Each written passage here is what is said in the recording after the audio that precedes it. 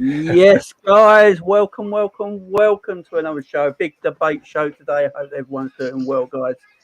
And for shows this big, we need big guests. So at this moment in time, we've got Enz. How you doing, Enz? How you doing, my man? Big up, Jamie, man. Appreciate the invite. I'm ready, man. I'm ready. Hear the wild statements. I'm ready to defend who I need to defend. It is what it is. I'm here, man. I'm here. Apart from the cold, I'm good, bro. And Kurdish, the man with the strongest opinions in FSG history. How you doing, Kurdish? Hey, thank you, Jamie, man. Thank you for having me on, bro. I'm looking forward to it. Yeah, man. Yeah, a lot to discuss. So I'm looking forward to, bro. Thank you for having me on as always. You're welcome. Yeah, big up to everyone in the chat as well. Big up to I believe we've been invaded by Monty's chat. Big up everyone from Monty's channel. Big up if coming over. Welcome. We should have Monts joining us soon. We've also got Carroll from Coppish joining us around 8:30 as well. So we've got a packed show, guys. With lots of debate. We're going to debate Liverpool. Are they ready for the brand new Premier League season? I think everyone gets a bit excited when you see training videos, everyone coming back and all that excitement starts to build again. We're going to have to talk about Hendo. We're going to have to talk about Thiago. The fans are quite split. Personally, I want to get rid of everyone and bring in fresh faces, but that's just me. But we're going to talk about it. And should club captains be always first choice for your football club? We're going to talk about that as well. But guys, let's start off. I've got just need to show everyone this. So yeah, so some of the boys are back. There's some quality there. There's no doubt about it. But a certain Trent has had his hair cut. Hey. That's 20 assists next season, I do believe. Nah, do you know what, Jamie? From obviously, I'm sure everyone watching, and I'm sure you guys as well have seen the video of him. There's a different aura about him, man. The way he was walking, the smile. There's like this. Listen, I'm on it now. You guys better be on it as well, because I'm looking to win some big trophies this season. That's the presence I can see him bringing, bro. I don't know if that's everyone's opinion in the chat and obviously from you guys, but yeah, man, that smile, the chest was out. He was fit. I don't know, man. Might be some crazy things from Trent this season. Yeah, definitely. Because did you see Trent's comments today? I think they were doing the rounds today. We're back. We're better. About what success for him. Yeah, he said new me as well, didn't he? You see him come up all fresh. He said new me. Hey, we're looking forward to it. A new start, better start, and everything. And listen. I think he's looked to his right, and he's seen there's a player there that can pass the ball and actually control the ball this year. So all of a sudden, he's feeling good. He's feeling good. So yeah, listen. Big up Trent, man. Yeah, absolutely. We haven't even started on certain somebody yet either. Trent, this is what I like. He's got a new attitude. Apparently, he cut his holiday short as well and been running up hills or mountains or whatever it says he's been doing. And I don't know about you guys, but when I saw him today going past everyone, he looks big. What happens, man? He start climbing mountains, Jamie Prost. He looks like a grown man now, don't he? Because we've seen him since he was a kid. But now he looks like a grown man, don't he? And yeah, man, I'm excited to see what he does next season. Let's just stay on Trev for a minute before we get into it, because we can lap it in and into the Henderson Thiago debate. Where do we see Trent playing next season? Do we think Klopp's going to continue this right back false role that he's playing right now, where he goes inverted, becomes a midfielder? Or now Klopp's seen it, he's got some midfielders at last that have got some legs and quality on the ball. Does he put Trent back and just keep him as a right back? Because remember, we're not in the market for a right back this summer. So what do you reckon, Enz? Firstly, Jamie, can you just bring that picture back up again? There's some quality in that one. Just for a second, let me just see. For guys watching, man. Hey, listen. There's some. These guys are fit going into the season. We're ready. But yeah, to your the size of Trent's shoulders, man. This is what Jamie, when you go when you start climbing mountains, and that's what happens. But to your question in terms of where he's going to play, first I was going against this, him going back at right back, because I was like, nah, he offers us something completely different in that inverted or midfield role in terms of his passing and distribution of the ball. But then I'm kind of going, okay, cool. We've got in the McAllister, Szoboszlai, and then hopefully maybe the other guys step up as well to the plate, and maybe one other addition if you get them in. Maybe he wouldn't mind going back to right back, but at the same time, I have to think about Trent. You know, we saw a different Trent when he stepped into the midfield, and I don't want him to revert back to, I'm gonna have to play right back again, Trent, because we saw what that was like at the beginning of the season. It showed like his body language, like I didn't really care. You know, he allowed people to just run off of him, didn't really want to chase no one. But then it was a completely different Trent when he stepped into the midfield. So I want him to play in midfield, but I can understand if he doesn't play in the midfield, because we have brought in 2 top quality midfielders and probably adding another additional to that one as well. So it all depends on him really, because, you know what I mean? I don't want him to be sulking if Klopp goes, nah, listen, big man, you're playing again. Because if he goes into midfield, I don't know, how many assists do you think he can get? Because he got 8 into midfield when he stepped in there. It was on probably like 1 in right back. So if he plays the whole season, who knows? Who knows? Big up Sleeping Dragon, subscribing.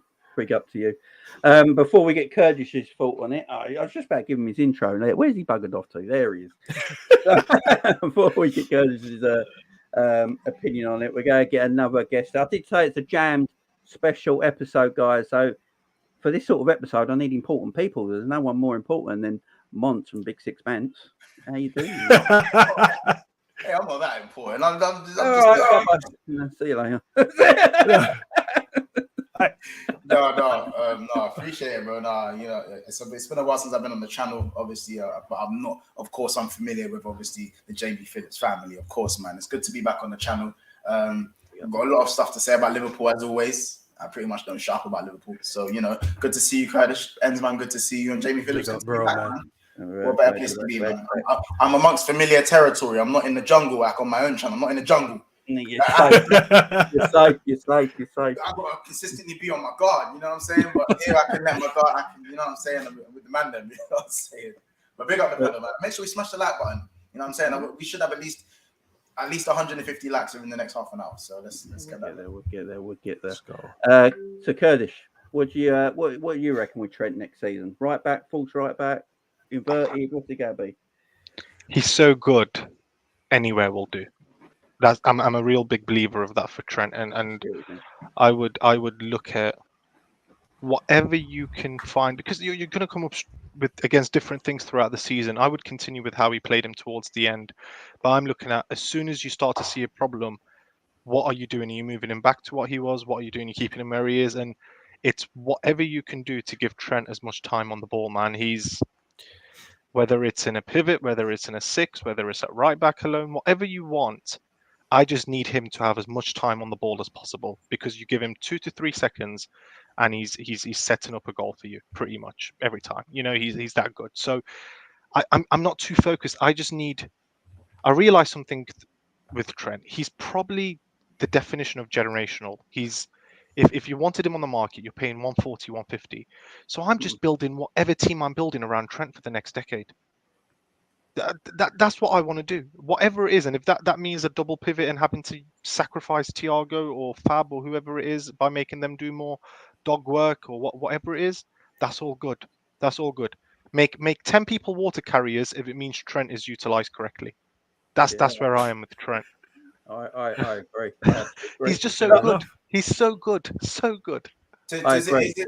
But first, before we get to Mont, Mont, you've been apparently 30 minutes debating Pogba to Liverpool. Mont, that was me this morning, Mont. Come on, we're on it. We're on it, Mont. Let's let the cat out of the bag. Whoa, he's 10 million, ain't he? He's 10 million. Yeah. Pogba for a price of 10 million euros, so 7 million pounds for Paul Pogba on a 2-year with a year to extend. And if he annoys me, I can just blacklist him. Or if he plays well, we can play. And on top of that, if we want to talk about his wages, the shirt sales will cover that. Let's not act stupid. Right now, it's Paul Pogba. Personally, everyone's calling me crazy, innit? But I'm on that's my hear me out. Everyone has an unpopular hear me out. My hear me out is that Pogba for 10 M's. Why does everyone think 30 years of age, everyone just declines? Why does everyone think at 30 you're just crap at football now? Like, I'm paying till 25. I'm paying up to 25. I'm paying up to 25. But hold on, but guys, then we not Harry complaining about Winks. injury-prone players though. What's going on? So we just want another injury-prone player? Harry Winks costs more than Paul. Listen, as long as his brother lifts that spell that he's put on Paul Pogba, then I'm there. I'm with it. Bring him, Paul Pogba. I'm gonna do this. I'll be doing the dances with him. I'll be doing bring him. So what if he starts doing the Naby Keita role? Well, 7 million.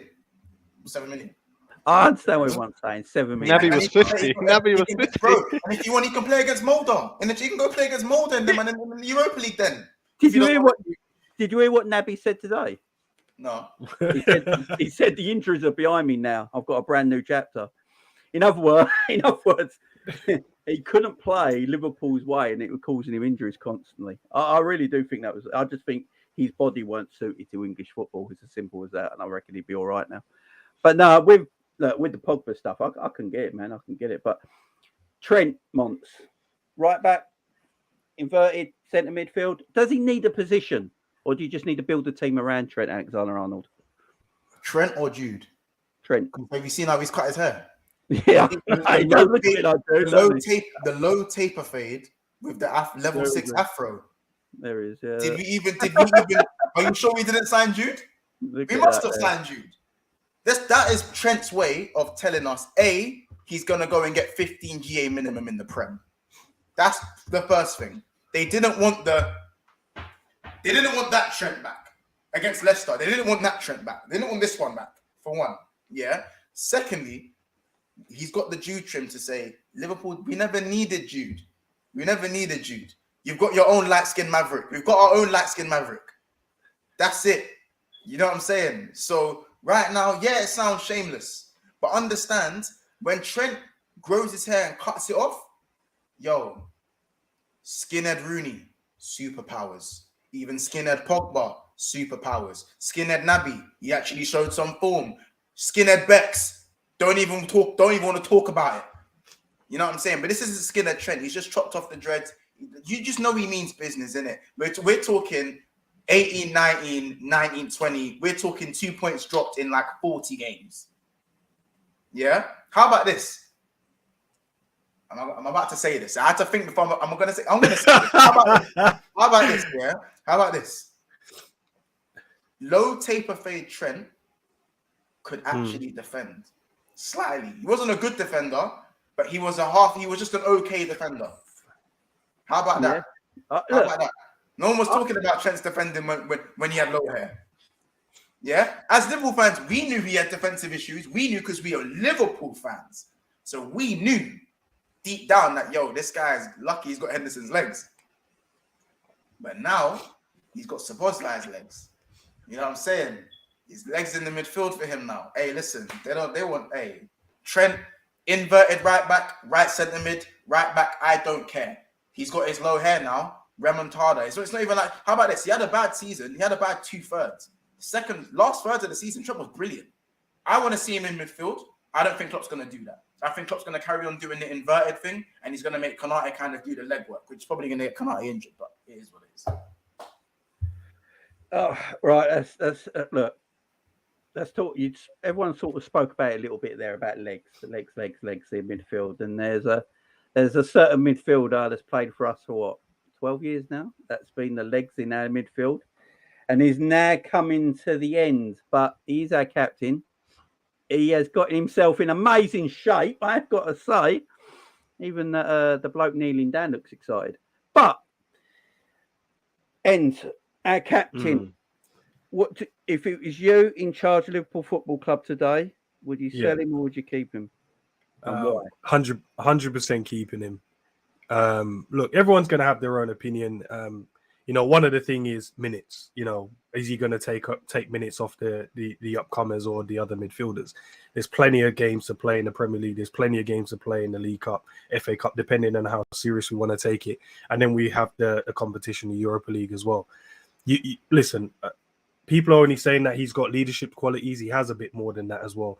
Obviously, his legs have gone. He's been running for the last, 10, 15 years, or in Klopp's system, the last 7 years, covering Trent. in terms of the system that we've been playing.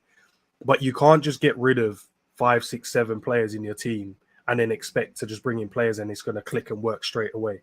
You still need those players that can embed everyone in and kind of get the team together. And there will be games that we're gonna need a Henderson to come on, give us those, you know, even if it's 20 minutes, just to come on, bark some orders around, chase down some lost causes, you know, win some tackles and kind of calm the team down.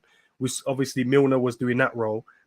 Whatever way you look at it, he did come on and kind of calm stuff down. If he was not chopping people in the air, he was coming on and making sure we weren't just going to allow teams to just run through our midfield. I'm definitely keeping him, man. I can't see the hate on a player that's, you know, done all he's done for us. And then as soon as we get a bit of money, everyone just forgets who their brethren are. We're just like, nah, I'll get new friends. That's how it feels. It just feels like we just won a couple of million and we're like, nah, man, the other guys I've been chilling with for the last 13 years, that's been with me for hard times and everything. And that's not sentimental. It's just pure facts. We got some money now. Cool. Let's nice our brethren. Let him know that we're still here for him. Here's a few minutes. We're going to need you sparingly during the season. There's some youngsters we need you to kind of mentor. That's too Henderson's fault. It's for Mulder. Bro, I don't mind that. I don't mind that because but people are like, they can't even give him those minutes. I'm like, bro, give him the motor minutes and the young boys or whatever their teams. Give him those minutes. They say we've got a lot of captains, and we have a lot of captains. We have the captain of Scotland, captain of Egypt, captain of Netherlands, and whatnot. But in my opinion, Henderson's still the best captain of all of them. So at the end of the day, I feel like his face. I just feel like I'm just saying his leadership skills are still going to be needed around the club. I think Milner, letting go of Milner, we've lost a lot of leadership there. I think Thiago is a leader that people don't talk about. Thiago is the leader off the pitch as well. But Henderson, for me, if he's playing in the Europa League group stages, it's not like. And remember, you got to know if Henderson is willing to do that. If he's willing to do the bit part role in the Europa League, then yeah, why not? Appeals to the homegrown quota still. Like, why not, man? Whatever. Don't get rid of him, man. Just don't be starting the Premier League. No. That's all there. Hey, but look, the man's got himself into shape. He's basically saying to everyone, look, it doesn't matter what we think at the end of the day, what Klopp thinks. This guy's gone away and gone, okay, you signed these two midfielders and think they're coming to take my spot. That ain't happening. He's gone away and gone, I'm getting fit, bro. I'm going to shred up. I'm on it. Why were you not like that last season? Why did it take that for him? Because sometimes, but Mons, we already know when you get comfortable, you know, you're with the missus, you've been there for years. Bro, you get comfortable, man. You already know how it is, man. We've been up there for the last 3-4 seasons, competing. You get comfortable. You're like, oh, we're going to finish second. He's not allowed to get comfortable. It's not good enough for football team. But bro, look, we got comfortable. We was finishing second, if not first, you know, over the last 3-4 years. And then we finished fifth. So he's like, hold on a minute, bro. What's going on? Henderson is a very model professional. I think the last thing, I think he's one of those people where if you heard anyone say that, oh yeah, like he's not the greatest footballer, I think he'd almost be like, all right, fair enough. But to question his work rate, I think he'd definitely take that.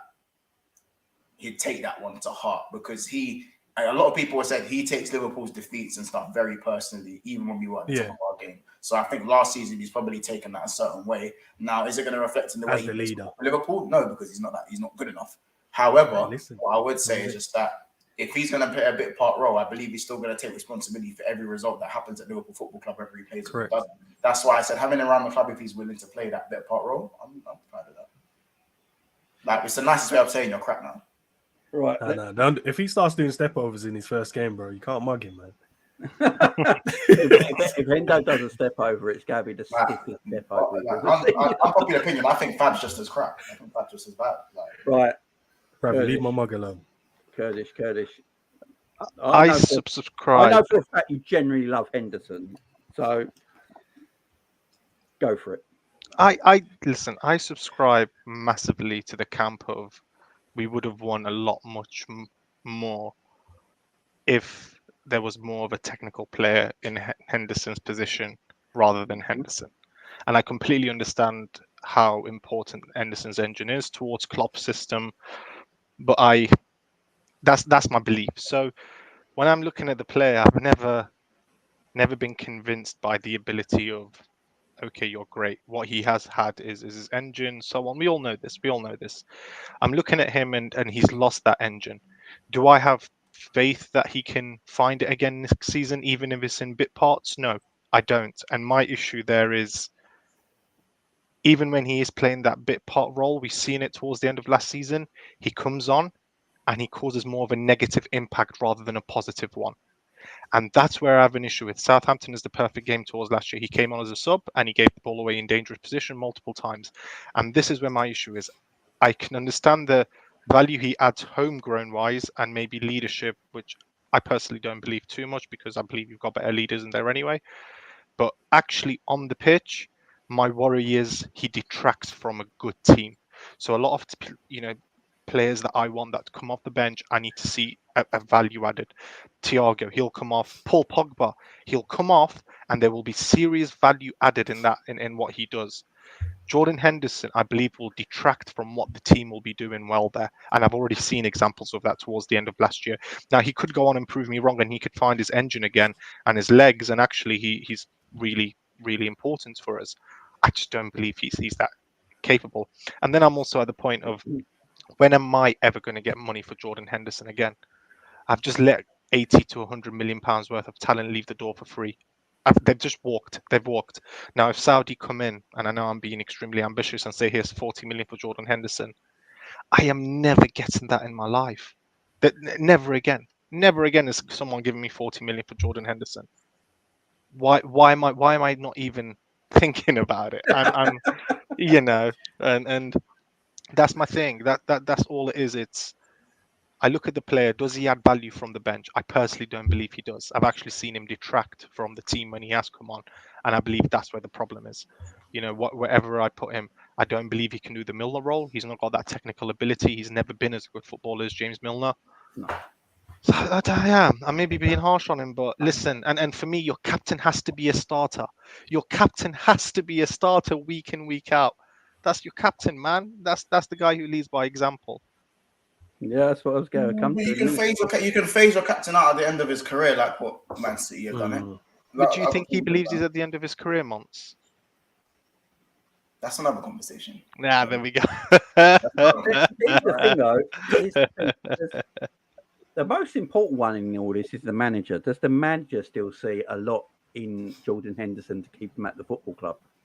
And is that also a conversation we should have about Jurgen Klopp sometimes? Is his major weakness is maybe his, he's very, he loves his special players in his team, his kids basically, like he calls them, your Hendersons, your Milners at the time. Look, we all know he tried to keep Milner at the football club. Milner said it himself.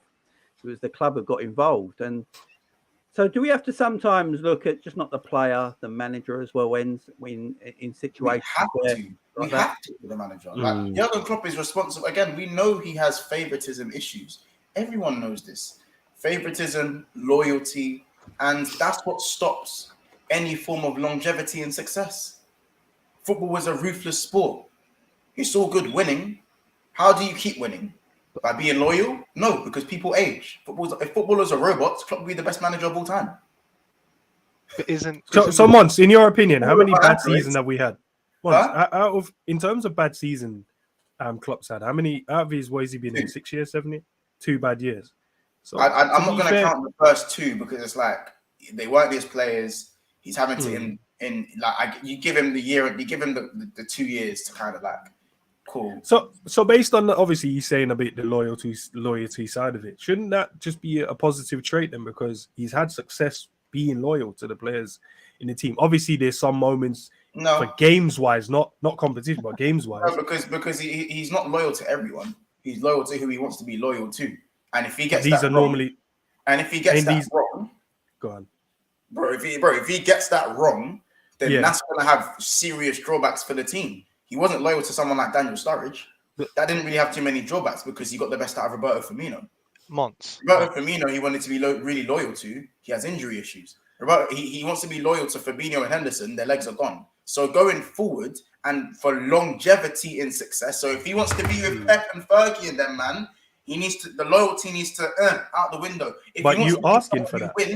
No. Someone who's asking for that. He just bought Mac and Sabozolai, so he has kind of fixed what you're saying. But the loyalty wasn't what won us everything. What won us everything was his implementing his style for the players he brought in. The loyalty comes with the longevity and how long they've been there for.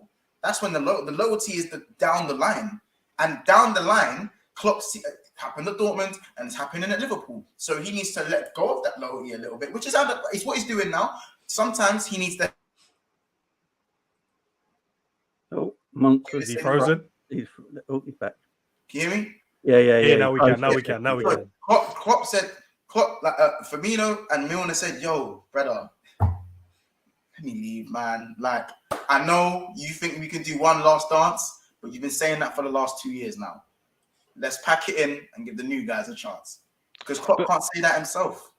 He needs to be held responsible for that.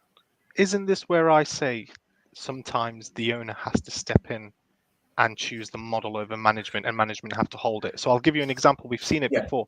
If Saudi come in with a bid that Liverpool can't say no to, 50 million, Jurgen Klopp says, no, I want to keep Jordan Henderson. This is where I expect my ownership to say no. And they've done it before with Gini Wijnaldum, and we gave them credit for it. We say, no, we know we're not going to get this money again, and we're going to override you. And at what point does the ownership continue with that model, or is it that they've given up and they're already given too much power to Klopp? Well, if you hire a manager, right, do you not let him do the manager role by making those decisions? Or do you do that as much as you can, but also still abide by the model and structure you was praised for and got you to where it was? If you were talking about maybe a different player, then it would make sense, but Henderson, we bought him for 20 million. We're not going to really, there's not much you're going to lose out on having him for what? How long has he been here? 13 years or less? But you're not going to lose out or gain nothing from any money that you get, because we're talking on a basis that we're going to have that money get re-injected into the squad. We don't know if that's going to be the case. So that 20 million we get, they could be like, right, that goes in my back pocket. Thank you very much. And then it doesn't get invested in the squad. And then we're going to go back into that cycle again, complaining about investment in the squad. So if you're going to tell me that 40 million or 50 million, whatever it may be, is going to get re-injected into the squad, or that's going to be the money to go and get another midfielder, cool, no problem. But sometimes it ain't just about the money. Sometimes of what the player can offer you. And I know, man, there's sometimes you're going to have players in the team that they might not be the greatest of kicking the ball around on the football pitch, but they add to the dressing room. And sometimes you need that for a successful team. I hear it. I do. You've been in change rooms where I've had guys that they're not that great, but they're good, but you can't help but what they offer you in the change room. They get everyone going for the game. There's certain things that they do when they come on. There's that energy there's certain things they offer, man. Unless you play, I don't know, but that's for me. I'm not going to get rid of him unless he's going to get re-injected in the team. So if they come in tomorrow and they say, John, here's 50 M's, and Klopp says, no, I want to keep him, and you're John, what are you doing? Are you forcing his hand, or are you saying, no, you can keep Hendo? That's when you have issues, though, ain't it? That's when you start to have issues, though, because I don't think Klopp would stand for that personally. He stood for it for Milner and Gini. Didn't have a choice there. Yeah, I mean, Milner was like, he's 37, wasn't he? I mean, it's Gini. Yeah, the Genie one, I don't know if Klopp was too unhappy about that. Henderson would be a big one. This would be the one for me, because I don't know about you guys. I don't see Jordan Henderson leaving Liverpool Football Club as long as Jurgen Klopp's there. I think we might all agree on that. As long as Jurgen Klopp's at the club, I don't think Henderson leaves. I really don't, because I don't see a value. If I'm Jurgen Klopp, he probably feels like he doesn't see a value in letting Hendo go. He probably thinks that the value of keeping hold of Henderson is other matters around football, just not on the pitch. And we know Klopp thinks like that a lot. That's why Adrian got a new deal. You know, Adrian got a new deal because of that situation, because he is good around the club. Now, do you need to give a player a contract to do that? I mean, Ronnie Moran stayed at Liverpool. He was always laid up training and stuff like that, and you put the cones out almost till he died, the man. So they kept him in the club. He just came. Could Adrian not do that? Does he have to be signed to a contract? You know, I think Klopp, when he's got players he likes, Klopp won't have anyone that will upset the dressing room. That's why he's so strict on who he buys. That's why we know, like, if he's spoken to a player, Klopp gets dealt. Unfortunately for Jurgen, the reason we never got Ugarte is because he spoke to Sporting and got in trouble. Yeah, that's the reason we never went for Ugarte. Klopp does tap up players quite a lot because he does it because he wants to get to know the footballer before the footballer arrives at Liverpool. So he makes sure he's got a player there who's got great personality, be good around the team and stuff like that. So in Jordan Henderson, Kurdish, I feel like Klopp sees that in Jordan, that Klopp probably thinks he's a great leader. He's a great person to have at the football club. And there's no real merit in letting him go. Do you feel Klopp might think that way? Yeah.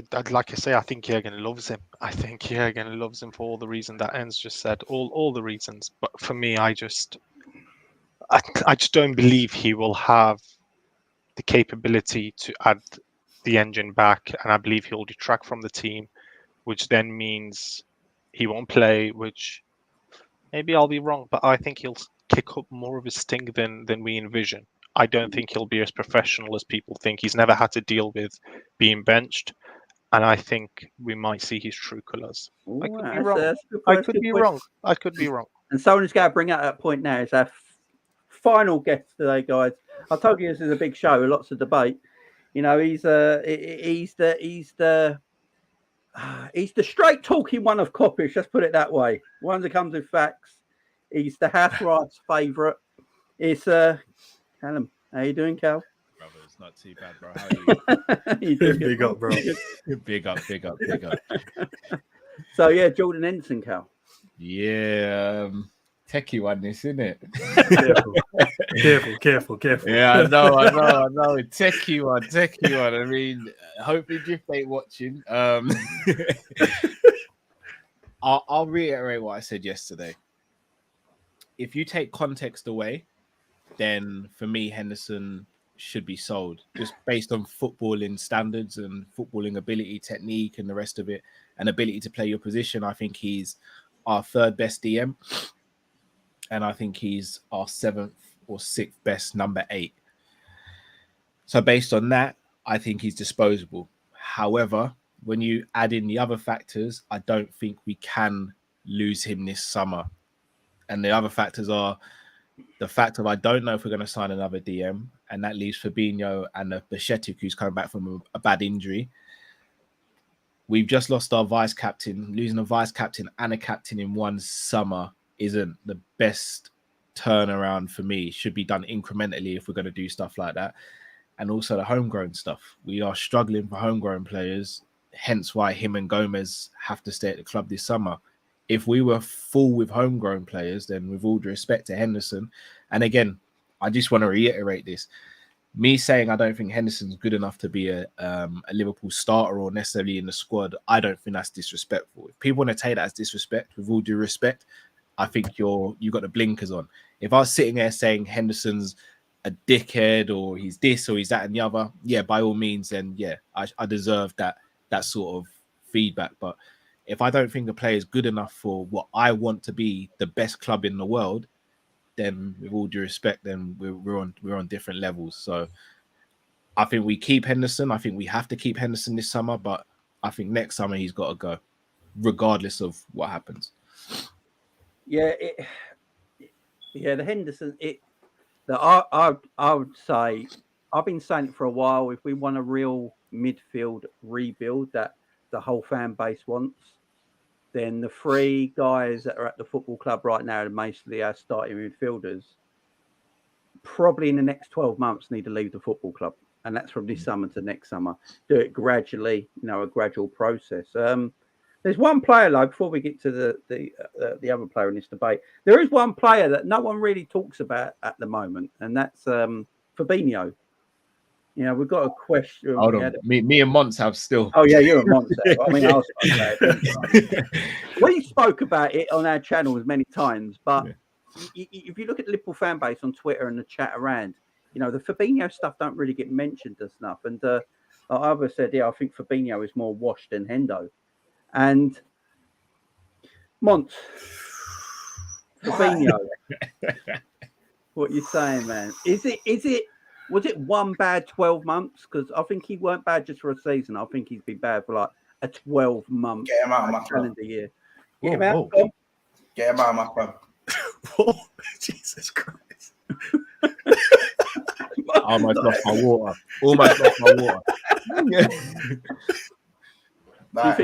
You think he can't come back? You think you can be crap? You think you can crap for 365 days and stay at my club? Yeah, but maybe the whole team, though. I'll take that one, but actually, certain man actually have that quota where they can actually be bad for a year and be like, you know what, I'll let you off. Fabinho, for me, let's like Klopp right now. Let's rip the band-aid off. Yeah, Fabinho was as bad as Henderson. No one wants to talk about it because Fabinho's head shines and he has a Brazilian fancy name, and it's Fabio Tavares, and whatever Enrique. Yeah, Enrique. You know what I'm saying? It's not like Roberto Firmino, De Barbosa, Oliveira, or something, whatever his name is. You know what I'm saying? It's Santos. It's all that sort of stuff. Yeah. My issue with Fabinho is that his brain is no longer functioning with what his body wants to do. That is a massive red flag. It's the male version of the ick. I'm sorry, but when I'm seeing players run round, when I'm seeing players run round Fabinho, not run past him, not even do him. They'll run outside of his, like, you know, he has like the circular like barrier where he can reach. If you're like outside his reach, you can just run round him. So run outside it. Like he was a cone. It's diameter, bro. Like he was a cone. Like that forward radius that he has. Like if he doesn't pin you, then you could just be outside of his diameter and you're done. He's done. He was a cone. He wasn't just crap. He was a cone. He was a training cone. He was let me finish this one because Fab's really because he's one again. Because the reason why I'm so hot on Fab and I said get out of my club, on a Peggy thing, get out of my club. You know, the reason I've said that is because let's just be real with it right now. Flacco, his form correlates directly to Virgil's form. Yeah? So it's not like when Salah's crap, the whole team's crap. Or, you know, there's certain knock-on effects when certain players are crap. When Trent has a bad game, we don't have a right side. Yeah? Cool. When Virgil has a bad game, Liverpool drop from a title contender to outside of the top four. So let's now move that round to Fabinho. When Fabinho has a bad game, or he is unable to defend properly, the whole of the back line becomes crap. Because Virgil becomes crap. Because when Virgil's crap, the whole back line's crap. And what does that leave us with? Alisson Becker, and that's it. It's all about the knock-on effect. And if we don't have a DM to do the Fabinho role, then Virgil's going to continue to look crap. And more crap. And more crap. And we're not going to see another Virgil van Dijk. And we're talking the prime Virgil van Dijk for a long, long time. Man, them on this panel will be in their 50s. I will be in my 40s. I'm almost there. I ain't lying. You know what I'm saying? There's a 30-year-old monster in there knocking the door when I don't look. You know what I'm saying? I'm telling you, man, right now, if Fabinho doesn't pull up his socks, Virgil's going to be crap too. And if Virgil's going to be crap, you man strap in. I don't care how many midfielders you buy. Strap in if we don't have that six.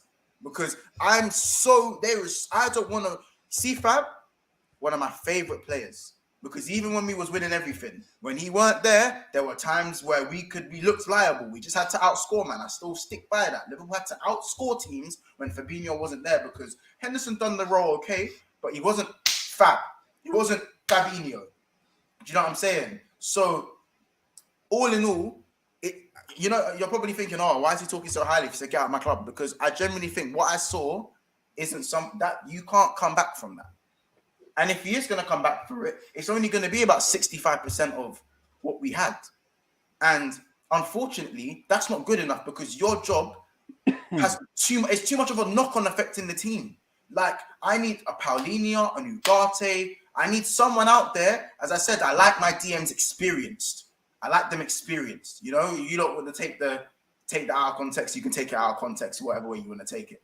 Pause. But I like my DMs experienced. So Fabinho, for me, if you are going to give him another year and he messes up again, then he goes under the haterade train. And I don't want to do that to him because he's done so well since he's come in. I don't want to put Fab in that. I don't want him to get the Henderson hate. I don't even want Henderson to get the Henderson hate. But this is what Klopp is looking at this guy and thinking, oh, it's fine. You just had a bad season. You're good. You'll be fine next year. Do you know how bad he was?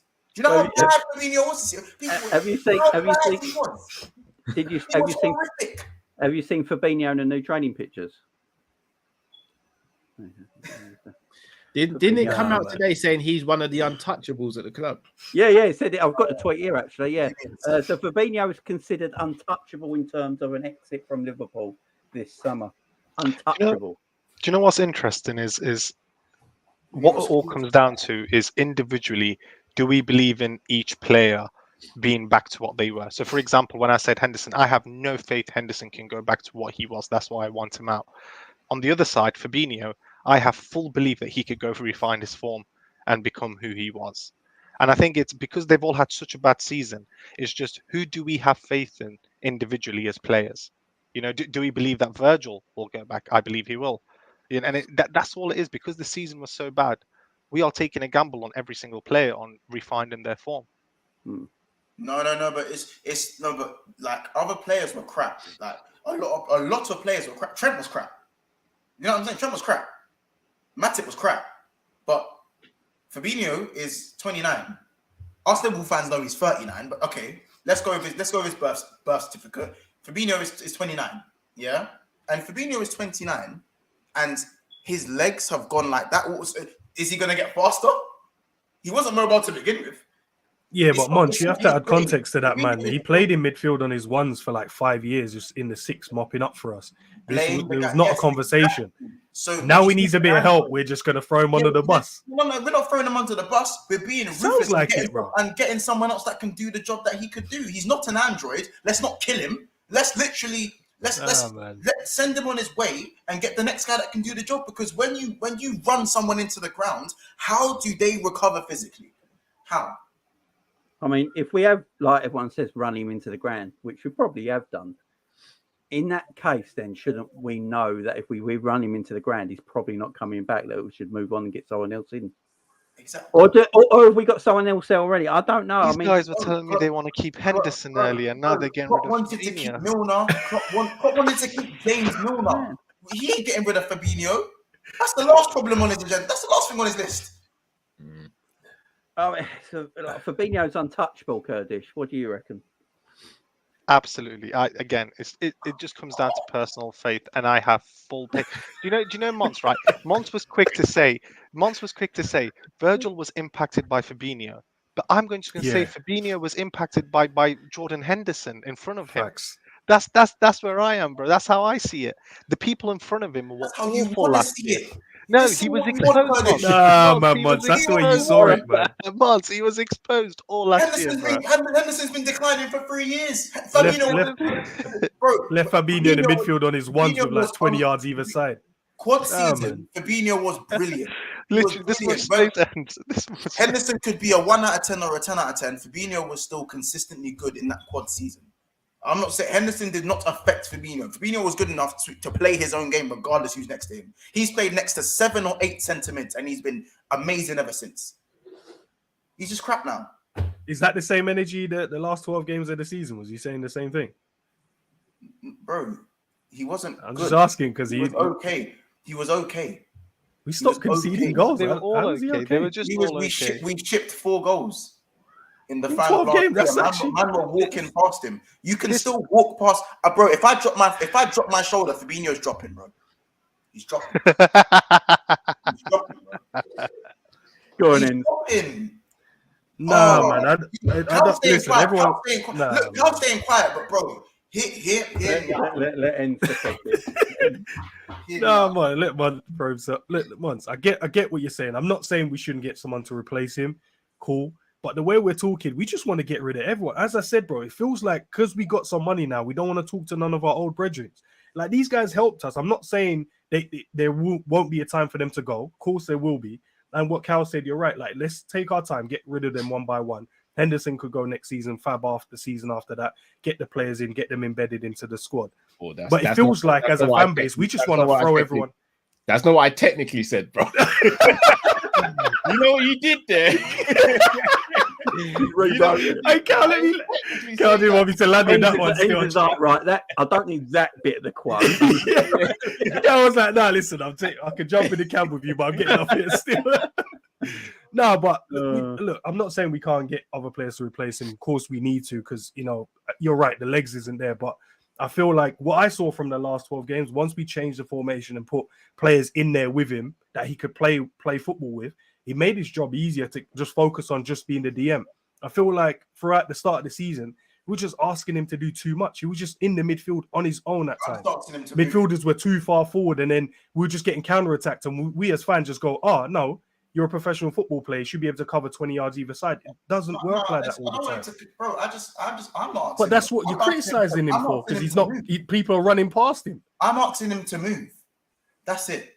I want him to move. He doesn't move. If you man are telling me Fabinho moves, you're lying to yourself. He doesn't move. He doesn't. And if a player, bro, we're making excuses for him. Legs around him. We need help around him so we can do. Every player needs help to do their job. You have to move to be a DM. I know, but every player needs help to do their job. This is the same sentimentality we blame Klopp for. We're showing it as fans. No, man, that's not sentimental. That's just figuring out. That's just figuring out the pieces you have. Get rid of Henderson before we even have this conversation. Let's get to Carroll's opinion. Listen, Fabinho can play against Man too. Listen. If Klopp wants to give Fabinho another year, I will support Klopp in his decision. But if it backfires, I will be the first one on that train to say, you made this decision, this is your fault, and now both of you need to answer for what's going on. Simply because we all want the same thing as Liverpool fans. I'm just saying it with him. I could easily sit here and say, do you know what, guys? I think Fabinho is still really good. I just feel like he has slowed down a little bit, and he does need a little bit of help around him so he can go back to doing what he needs to do, and then Liverpool can go back to winning again. We're not going to go back to winning with Fabinho as our DM. That's two different ways of saying it. Do you mind noticing he's an actor? Do you know he's an actor? Did you see how you went into character then? Hang on, guys. Cal, do you want your DM to be carried in your midfield, or do you want your DM to carry the midfield? I don't like the way you posed that question, though, Jamie. Second one. No, don't like that, man. Jamie, I know you want to. Jamie asked it to push his agenda there, so Cal. I'm going to push the agenda. No, I'll be honest. Jamie said it for me. Again, I love Fabinho. In my opinion, he's the best DM Liverpool have had in my lifetime. And we've seen some quality DMs. Harman, Mascherano, the list goes on. Fab, for me, sits at the top of that list. But I get where you're coming from. Put better players around him, he might improve. But why not just get a better player than him who will improve us? And my thing with it is you can put better players around. And I'm not even saying he's as bad as this, but Lee Cattermole, and Lee Cattermole's level is going to go up. But is Fabinho's level from where he finished last season going to go up to a point where we can challenge for the league? Because in my opinion, no. The problem I've got with Fabinho is nothing to do with his age. And I think as a fan base, we need to kind of move away from the age thing. Mm-hmm. Modric is 37, if I'm not mistaken. Modric last season ran through our midfield when we played them at Anfield by himself. Bashetic was on the ground and he's an 18-year-old. So when this age thing comes into it, when people say, oh, he's 29, how can he be done? It's nothing to do with his age. If I have two cars and one car is 5 years old and the other car is 10 years old, but I drive the 5-year-old car more than I drive the 10-year-old car, it's got more mileage. It's more likely to break down. And I think this is what's happened with Fabinho. Fabinho has been so good and at such a high level that all Klopp's done is say, you're my number 6, whether it be first game in the Champions League or a dead rubber game in the group stages. That's on Klopp. The reason why Fabinho's burnt out is on Jurgen Klopp. But as the player, he's still burnt out. If we are going to get back to the levels we need to get back to, we have to start looking at our competition. We can't be in an echo chamber. We can't just be looking at what we have. If I'm wanting to catch Man City, he's not better than Rodri. If I'm wanting to catch an Arsenal, last season, he wasn't better than Partey, and he's definitely not better than Declan Rice. If Chelsea go and get Caicedo, he ain't better than Caicedo. The list can continue on, whether it be in Europe or in the Premier League. I don't want to have players in my starting 11 or players who are deemed as untouchable. When you bring them to other clubs, they don't even sit on the bench sometimes. That, to me, doesn't make sense as a Liverpool fan. I look at Fabinho, and the reason why I'd have been Fabinho going this summer more than Henderson, again, it simply is we needed non-homegrown spots. We needed a new DM. For me, you sell Fabinho now, you bring in a new DM, and you've got Henderson and Bajcetic to help with the transition. The notion that we're going to rely on Fabinho, Henderson, and a Bajcetic who's coming back from a bad injury at the age of 18, for me, is crazy, no matter who else we brought in midfield. And if we're sitting there saying we want to challenge for the league, for me, it doesn't make footballing sense. No, I agree. Can I Go on, Kurt. You see how how well spoken and how amazingly articulated he articulated those words. Why should I get him out of my club? Callum, on that, and You need a nice way. this is where the bigger question. Look at everyone on nice comments, Cal. You're crazy. Oh my god. Oh, Hey, listen, Mons, you can say the same thing, bro, but you add pretty words to it. Trust me, there's a different reception. Do you think, Hal? Do you believe that you get rid of Fabinho, these owners will go get you a ready-made DM that can make you challenge, or do you think it will be a project DM that you're going to challenge in 3 years' time anyway? And that's where the question comes in, because do you take the gamble on Fabinho becoming ready-made again, or do you take the gamble on a kid coming in and being ready-made? Bro, don't think I'm not answering your question here. But why is the question regarding the owners? The question should be, would Jurgen Klopp do that? The owners don't control who we bring in and out of the club. But I'm saying that as the most FSG out person you can meet. But we've seen a pattern here. If Jurgen Klopp wants a player, Jurgen Klopp gets that player. If Jurgen Klopp doesn't want a player, we don't get that player. So the question should be, is Jurgen Klopp going to go and replace that person with a ready-made DM? And the question for me, and the answer is no, I don't think he is, because he deems Fabinho as untouchable in the first place, which for me is an issue. Who's the ready-made sixes out there? So if we talk about Caicedo, if we talk about Caicedo was, would you say last year was his real breakout year? I know he played a few games the season before, but he's so we ain't got no longevity there on Caicedo. Yeah, there it is. I knew someone would say I've got an agenda against Klopp. There you go. I don't know how much I can say I'm FSG out and I'm Klopp in, but still have agenda against Klopp in. Hey, the words you use, Carl, sometimes you know. I think Jurgen Klopp had a nice, he had a nice thing to say about Fabinho, who he said he's untouchable, which I don't really agree with. But I honestly think that the fact that he's untouchable shows how he loves Fabinho. He loves it. Like how you said the other point. I can't win. I think the midfielder Jurgen Klopp wanted more than anyone was Tchouaméni. I've always said this. Yeah. I think that's the midfielder Klopp wanted. I know everyone would say Bellingham and stuff like that, but I literally do think, because he's the only one he spoke about as well when he said the player we wanted went to Madrid. So he's the midfielder he wanted. Do you think Kone could have been the one he wanted, but because of the injury? And apparently the injury is only 6 weeks now. It's only 6 weeks. So I don't know why we still don't go for it. It's 3 months. No, 6 weeks. Even if it's 3 months, wouldn't you just go for him anyway? No, I would. I would. No. If it's only 3 I know months. he's one of your favorite players, Carl, but that's 3 months. We don't know how he's gonna come back and stuff. Everybody, you know me well, bro. You'll get him at a bargain. You'll get him at a bargain if it's 3 months. Hey, my thing is they hear me out. Pogba for €7 million. Nah, man, stop saying this. I'm telling you, Mons, I'm with you. I'm right there, bro. I'm right there. You don't believe that. Oh no! Who's gonna tell him? Who's gonna tell him, guys? He has been saying this. I said, listen, if I see Pogba, if it's true that Pogba is available for £7 million. Hey, Cal, he's not the only one. Kurdish said it as well. That. 7 million. Hold on, what? I'm paying up to 25. I'm paying up to 25. You like being hurt, innit? I'm paying up to 25.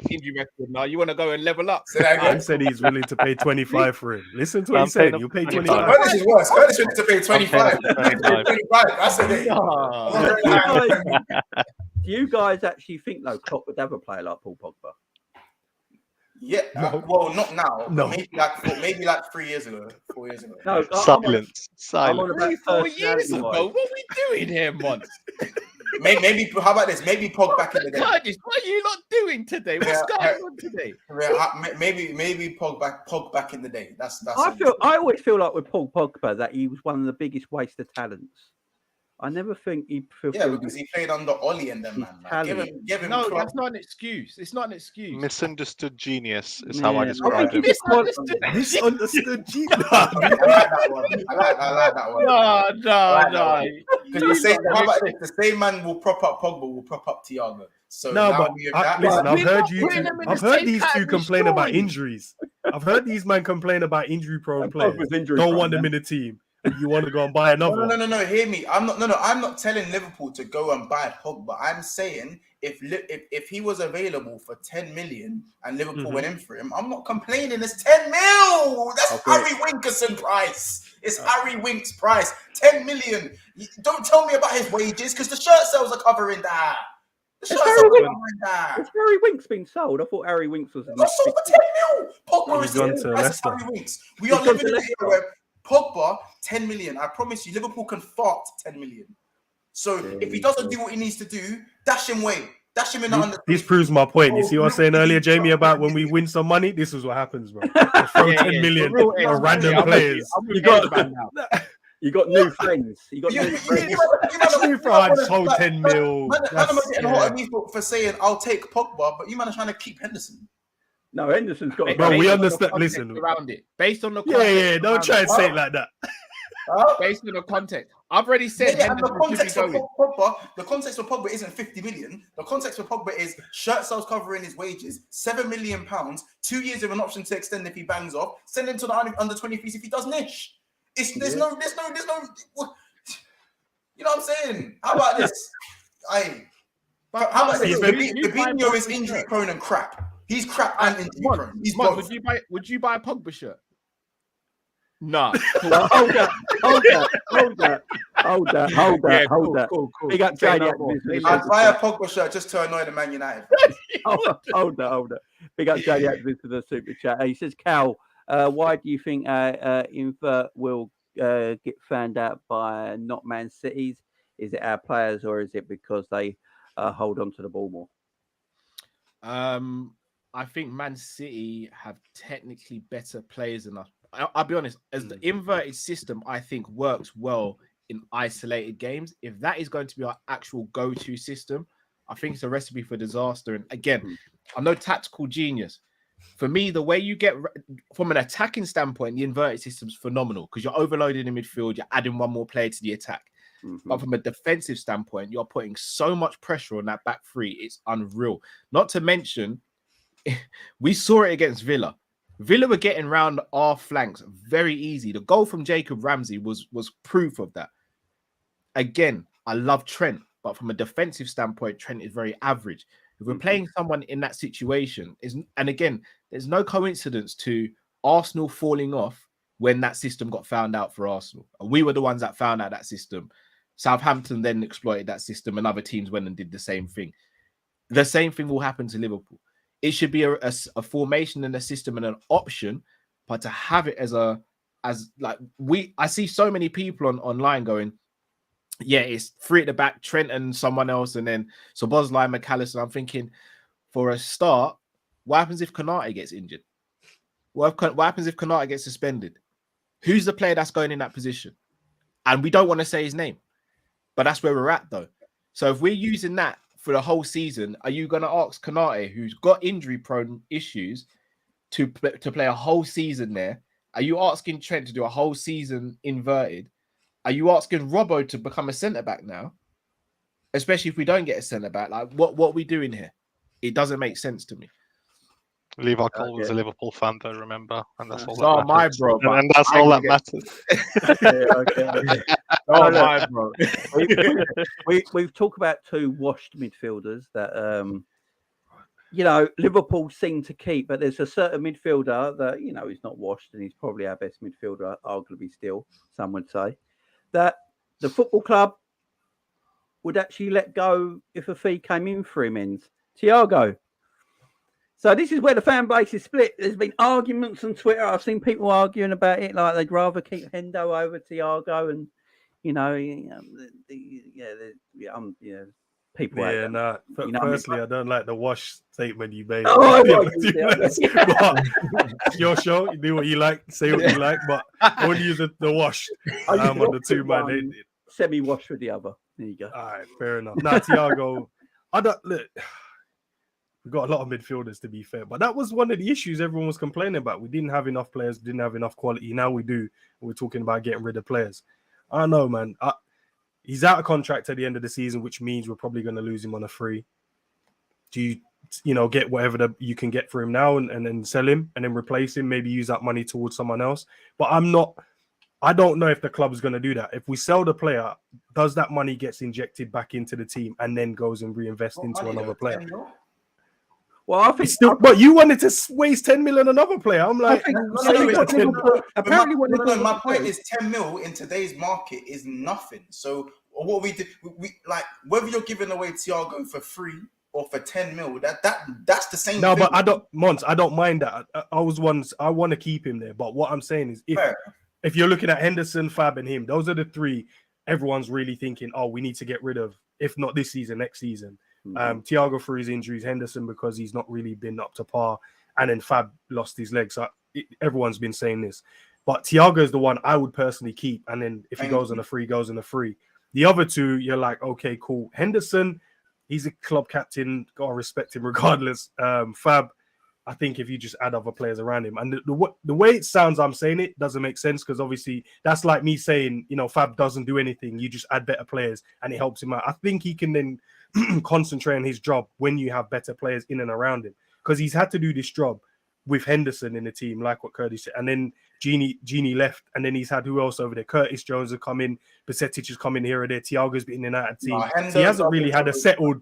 No, Hendo hasn't been doing that job. Hendo's job was obviously unselfish runs, defensive and offensive, and when that stopped, that's fine. But Liverpool essentially broke down. Trent essentially broke down when Henderson's legs went.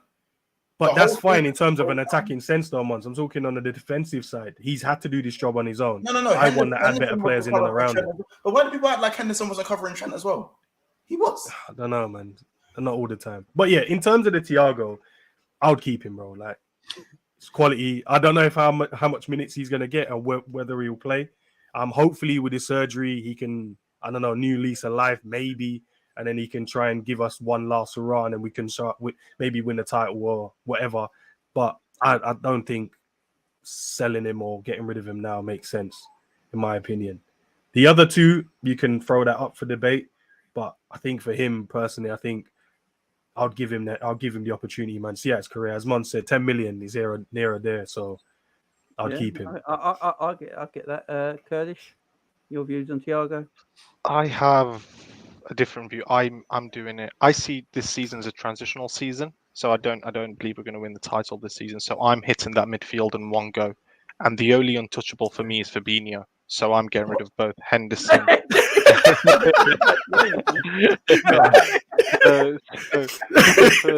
For me, you've been sent from God to test to test your patience, Cal. To test your patience, bro. So for me, Fabinho is the untouchable out of the three, and I would have no issue with Thiago and Henderson going, just because I want to do my rebuilding once. Now, my issue and big problem comes in is if you sell Thiago before you sell Henderson, because everything you say about Henderson in terms of leadership and so on, Thiago has it in abundance and even more. And then he also has the quality, and he also has that additional language and helping settle players and everything else. So in my ideal world, they both go, and I bring in two new midfielders because I'm doing everything this season at once rather than sacrificing 2 seasons. But listen, if he's going, Henderson has to go before him. There isn't a world where he goes before Hendo. Go on, Cal. I'm not gonna lie. It's not often I'm left speechless still.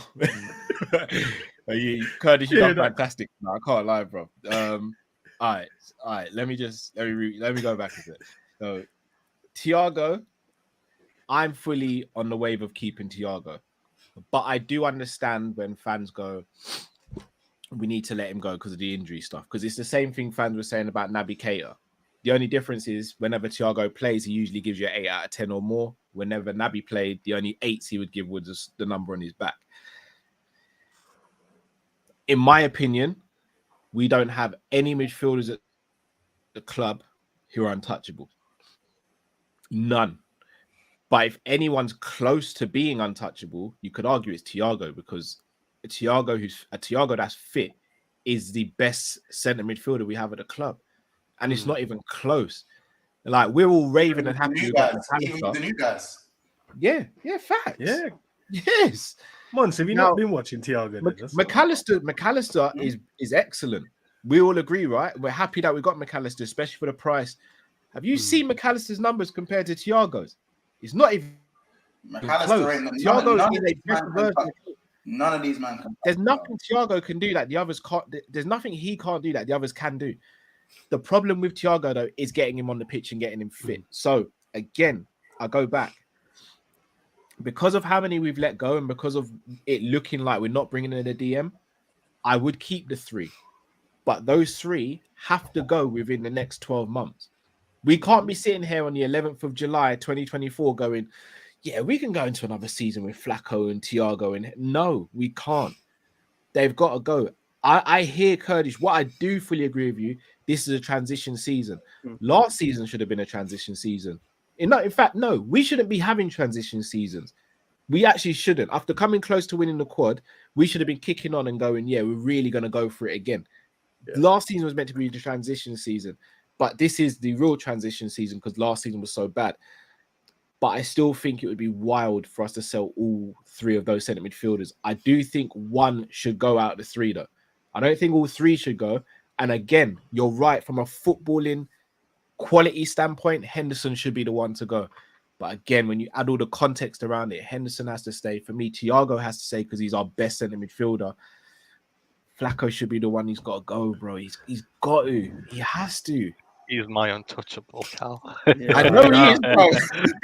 Am I right in thinking everyone has a different player they'd rather keep then? Yeah. I want them all gone. In terms of the 3. I'll get to me in a minute. Mont, your son, Thiago. I think that's enough. Right.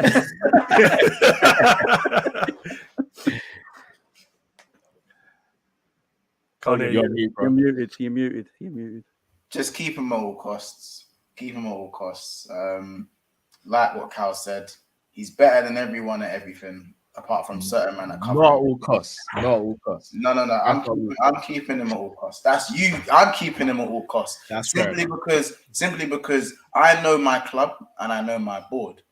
And what I do know is, even if he was to sell Thiago, we're not bringing in a Thiago-esque player to cover him, are we? We're bringing in a player who's probably a project player who's not going to even play in the Premier League. He'll probably play most of his games in Europa League. So what we're actually doing is we are weakening the midfield.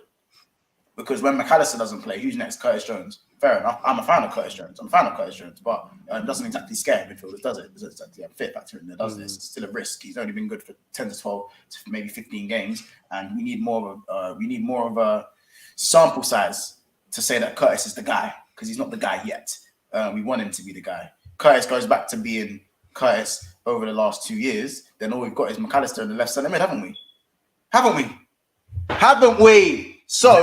So we keep Thiago at all costs because I'm not willing to bank on Curtis Jones. I don't want to bank on Curtis Jones. Yeah, I like Curtis Jones. I also like. Can you bank on Thiago? Can you bank on Thiago?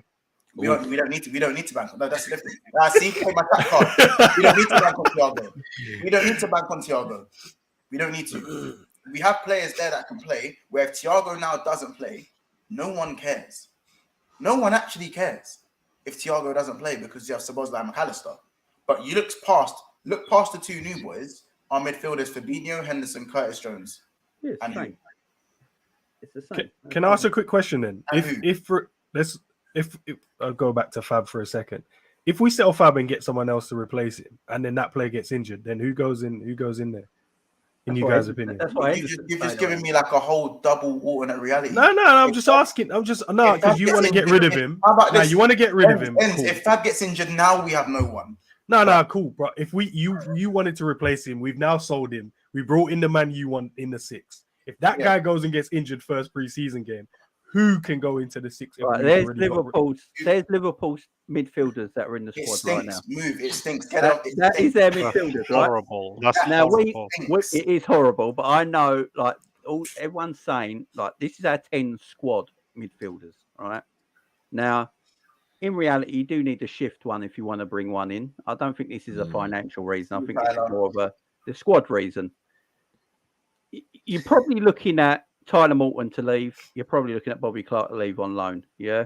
That leaves it to 8. And then you probably go and get a Lavia in. Right. So Lavia is then Fabinho's replacement. And you give Lavia a year working under Fabinho and that. And then you bring Fabinho in the following year. Or is that even too soon for him? No. If you give Lavia a year under Fabinho, I'm all there for that, innit? Personally, if you want my actual preference, I want Paulinho. I think Paulinho is perfect for Liverpool. However, I just feel like with the Thiago situation, if Thiago is coming off of the bench for Liverpool Football Club, we are infinitely more dangerous than the next guy. Yeah. You will not find another midfielder who is better than everyone else in the team, who is happy to play a bit part because of his own availability and without the ego. Any other midfielder of Thiago's talent is going to come with an ego and would not be happy to say, you know what, your game time could be limited due to your fitness or just due to other variables. Thiago is willing to help everyone off the pitch. He's willing to say, listen, if you need me to come on last 5 minutes, see the game out, I'll do that. If you need me to keep the ball for the last half an hour, I'll do that. When I'm fit, if you want me to start, especially in the big games, I'll do that. If I'm not available, it's not the worst thing because you have Szoboszlai and McAllister now, I'll sit on the bench. Or I'll be in the, do you know what I'm saying? For me, there isn't much that we're losing now by having Thiago. But if we sell Thiago, we're not going to get in someone who's as good as Thiago.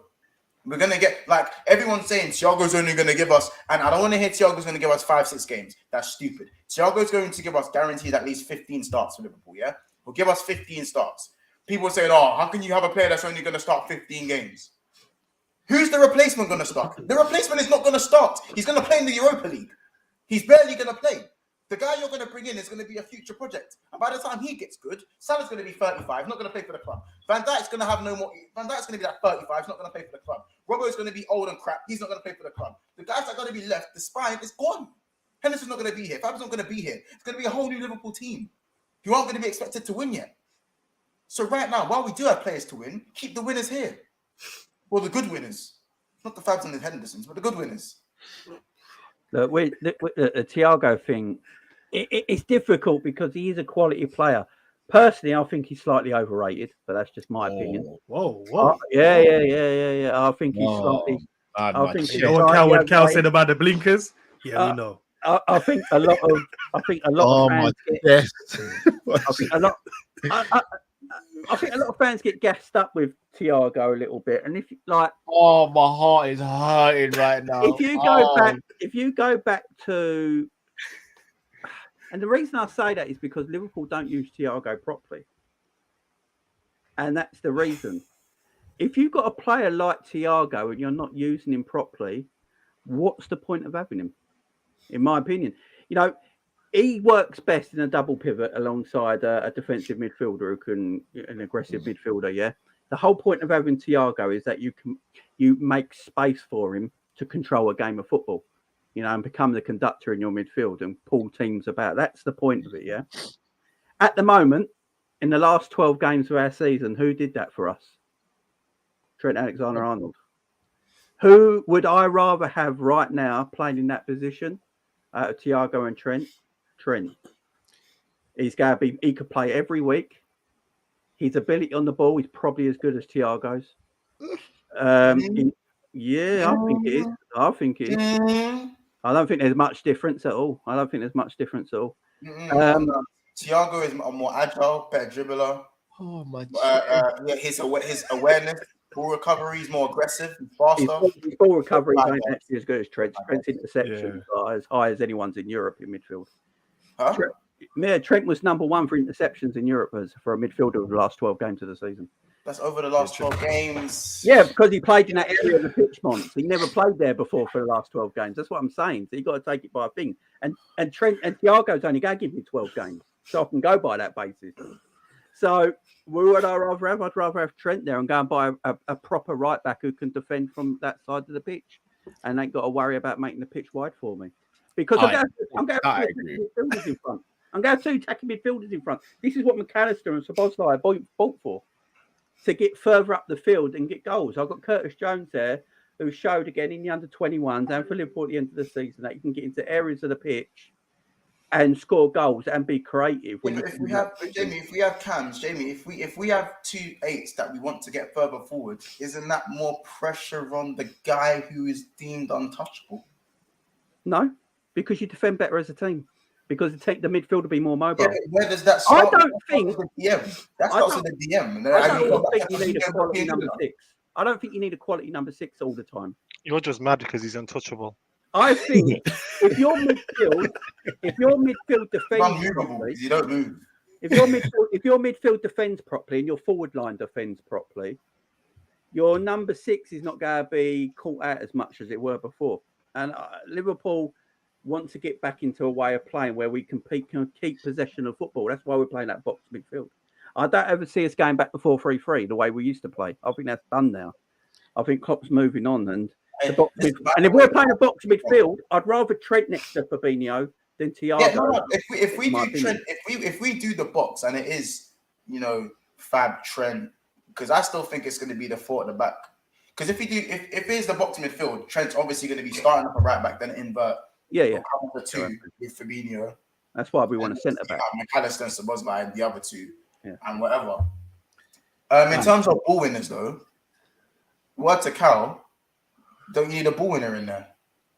I just, Jamie, I'm not gonna lie, bro. The Thiago one that floored me, but the ground and pound is when you said we don't need a 6, bro. We do need a 6. I mean, as a 6 playing the way that we used to. If our midfield and attack defend better, the number 6 won't be torn apart like Fabinho has been last season. That's what I mean by it. I'll be honest, bro. Any formation you play, I think a quality 6 is so vital. I think it's probably one of the most, if not the most important positions on the pitch. And I say that because you look historically at the winners of whether it be the Premier League, the Champions League, barring a couple of exceptions, like Leicester, for example, who had Kante, who was a 6, 8, 10, and a 12 by some mysterious notion because he was built somewhere.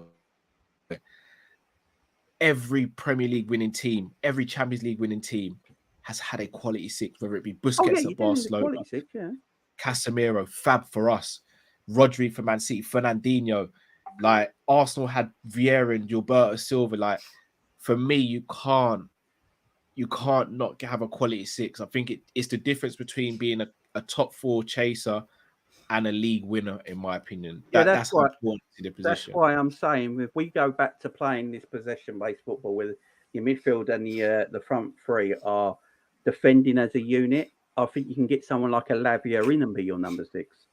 I disagree. Lavia could be the next big thing in 3 years' time. That's why you should get him in now, and not in 3 years' time when he's obviously. I agree with you, Jay, but the problem we've got is we can't afford to waste 3 years of Lavia's career and this is what happened with Sterling as well. Sterling broke through, and everyone was like, "Yeah, he's our future." But what we didn't realize is when Sterling was 2 years in at Liverpool, 3 years in at Liverpool, he was able to turn around to 3/4 of the dressing room and go, "I'm one of the youngest guys here, but I'm one of the best players. Why am I sticking around?" I don't want that to be the case with Lavia. I want Lavia to look around at the dressing room and go, "Yeah, I'm sick, but geez, I don't know if I start this game because of this and that." Like, I want players in. Like, Lavia should have been brought in if Fabinho had a great season. Yeah. Lavia, for me, shouldn't be brought in off the back of Fab having a bad season, because if we're going to keep Fab, we need to bring someone in who says to Fab, "You're sitting on the bench regardless of your name or how." Many's the one. That's the one. Oh, of course. Can I throw? What about Amrabat? If you get give me Amrabat. You was mentioned Amrabat, 25 million. It's going United. Yeah, Amrabat and Kone. Oh, 25 million. Liverpool for Lavia money. Amrabat and Kone. Liverpool were targeted with Amrabat in the World Cup, weren't they? And apparently, I don't know what happened there, but it's going to Man United for 25 million.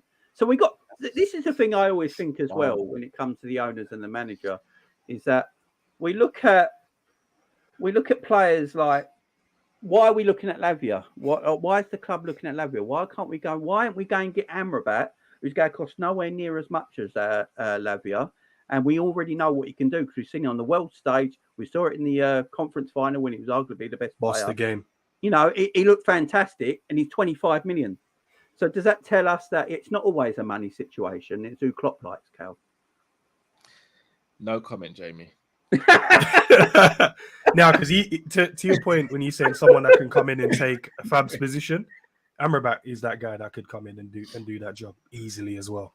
He's got the legs, powerful, aggressive, and he looks like a player that doesn't take no. He's a no nonsense type player. So No nonsense. yeah, I'd get him in, and if for that price, then you could then get in the Lavia after that, and then go, Fab, thank you very much. See you later. Because now I've got Amrabat and I've got Lavia, then can come in and step into the fold then. But at the moment, man, I don't know what we're gonna do, but we definitely need a 6. But you know, a lot of these players, you're all right. But you know, a lot of these players like Amrabats and stuff like that. The problem is though, you know, a lot of people say go and get these players because they've seen them 4 times, they look quality, but we don't know what they look like for the rest of the 30 odd games in the season when we're not watching them. They could be absolute pony, and that's what the scouts are for.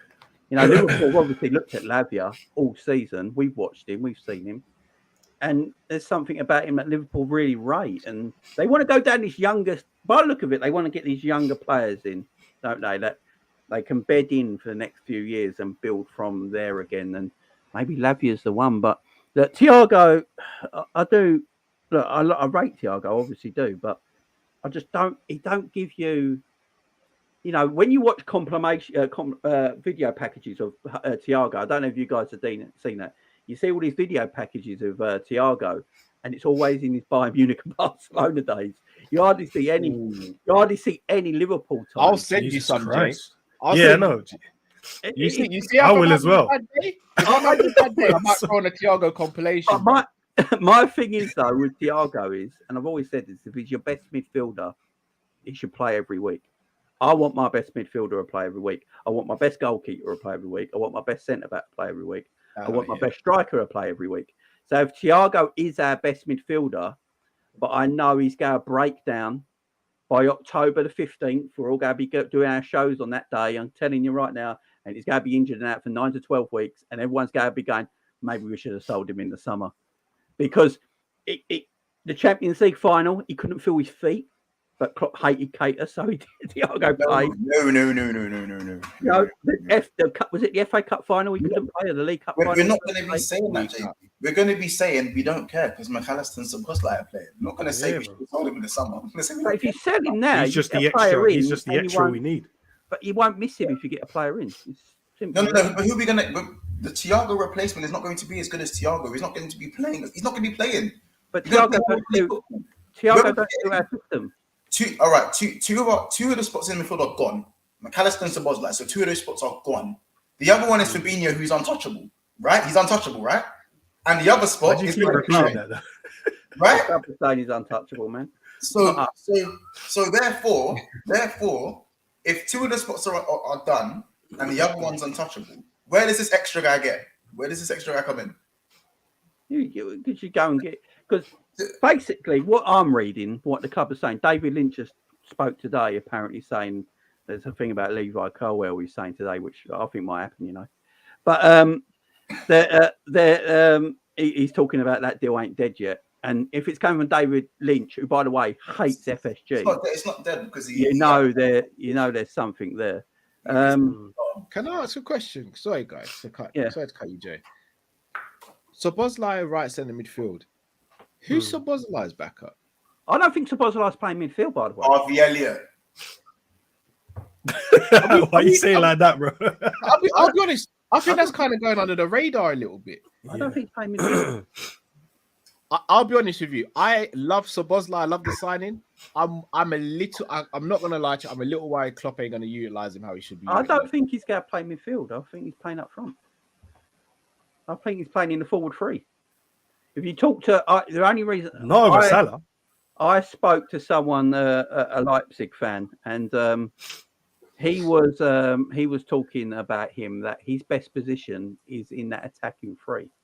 You know, around that attacking area. It's not actually clearly that person ain't watching the games that he's played. Then he played most of his games are at right wing, to be fair, and they're more like inverted right, but yeah, and that's where he's going to play. So the only way we play Szoboszlai in midfield in that sort of area is we play this box midfield we ended the season with. Because if you play Szoboszlai in a 4-3-3, It ain't gonna work because you go and make him do 4-2-3-1. you go and make him do 4-2-3-1. defensive work. You go and make him do defensive work, track him back just so Trent can run forward. So you're wasting the man's talent just so Trent can run forward. Or you put him in areas of the pitch where he can be deadly in the attacking third. I think that's what we wasted anyone Adams' talent. We wasted Naby Keita's talent. So. Yeah, Nothing new. Gini was more of an attacking. Can I come up with a wild take here? If we were to sign a right back, my starting midfield three, as things stand, would be the untouchable Fabinho. It'd be left Szoboszlai and right it'd be Trent. Yeah, Left Szoboszlai. You know, right, Trent. in the midfield three's got to be though. I can tell you right now, midfield three's got to be Jordan Fabinho and Jones. It's got to be Liverpool, Chelsea. Everyone's got to remember this, by the way. We're playing Chelsea away in the first game of the season. Does everyone think Klopp's going to play all the new boys in that game? Exactly. Well, to be fair though, we've got pre-season coming up, so we'll be able to tell who's going to start, who's And fit, I watched who's up for it. pre-season last year. Everyone got at me when I said this pre-season looks like shit and we're going to be in trouble. No, I said the same thing as well. That's why when I said they were going to finish fifth. On Jamie's show, said they were going to finish fifth. We're talking about it and we're saying this pre-season's been crap, and everyone's going, no, it's only pre-season. I'm going, he's played. He gave Darwin Nunez 40 minutes in pre-season. And played all the kids. I don't trust pre-season. I don't trust it. I just feel like Curtis Jones has got that left side of midfield down at the moment, and I think that's his to lose.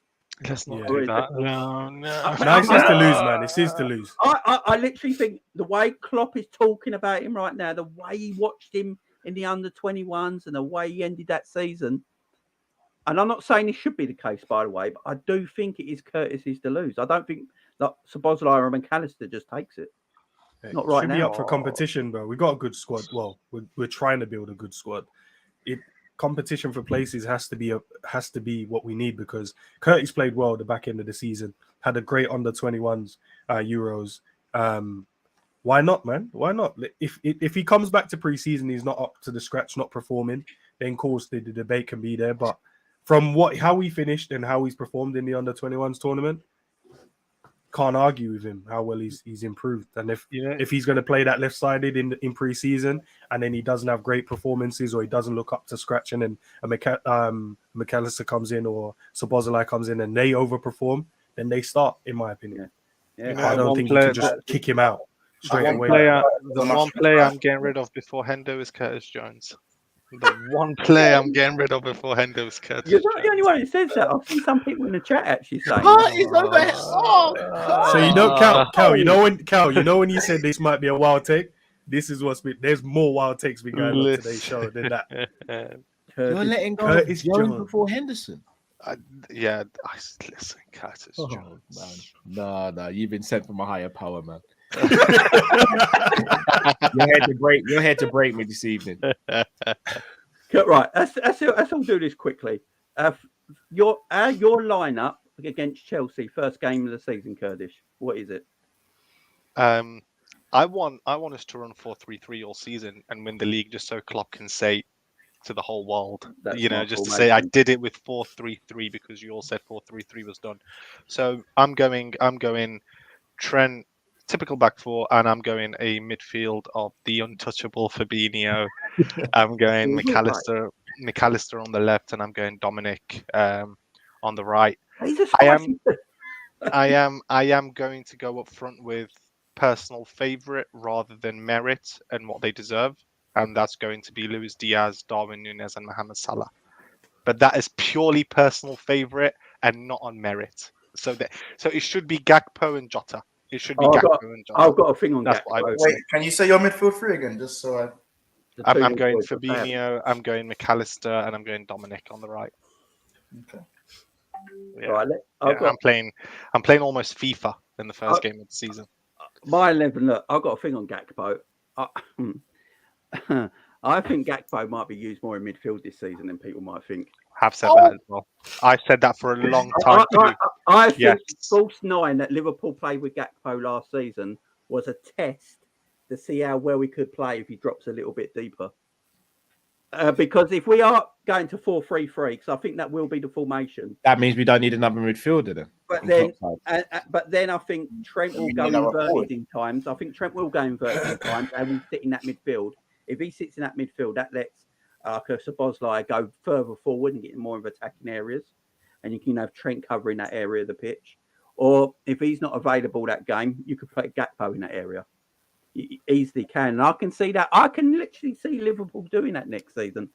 But yeah, I think we need another centre back in because I'm not sure on Konate. On Ibu? Yeah, I'm not. Can I do my team now? Well, and I'm the one testing, Carl. And I'm the one testing. The thing with Konate, I think Konate is a wonderful player. He's going to be a superstar for Liverpool Football Club. There's no doubt about it. I'm broken, man. I'm broken. There's no doubt about it. I do think we overrated him a little bit last season. I do think we overrated him a little bit last season.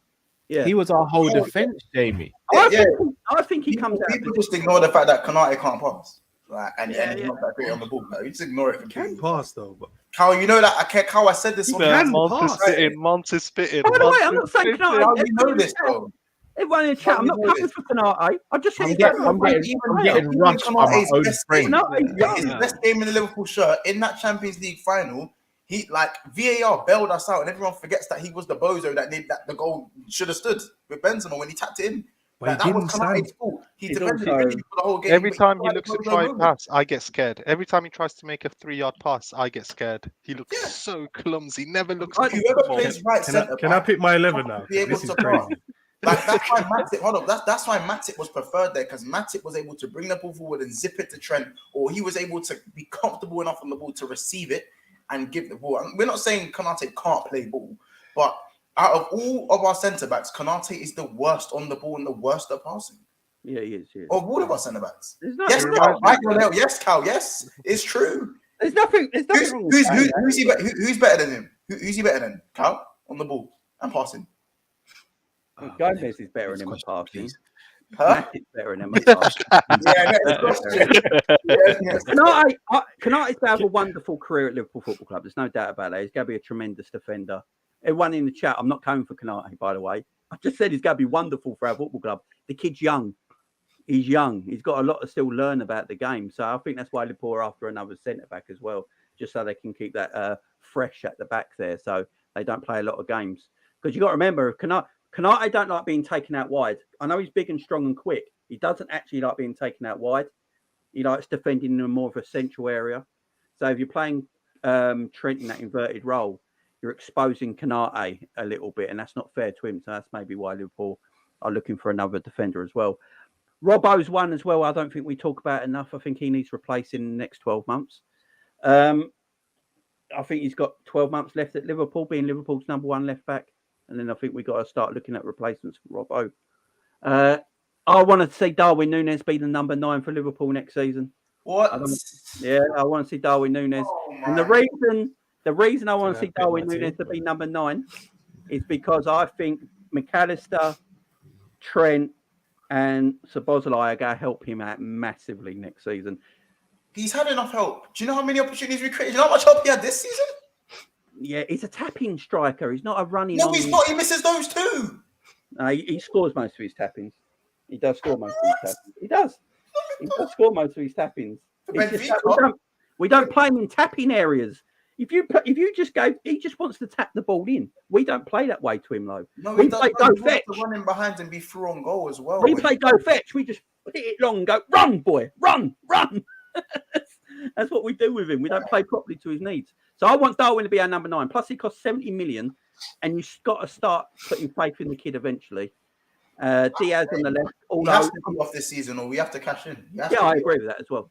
Luiz Diaz has got to have a breakout year. I can't have another year of Diaz being a flop. He has to have a breakout year. No. Can I pick my team now? Because this is great.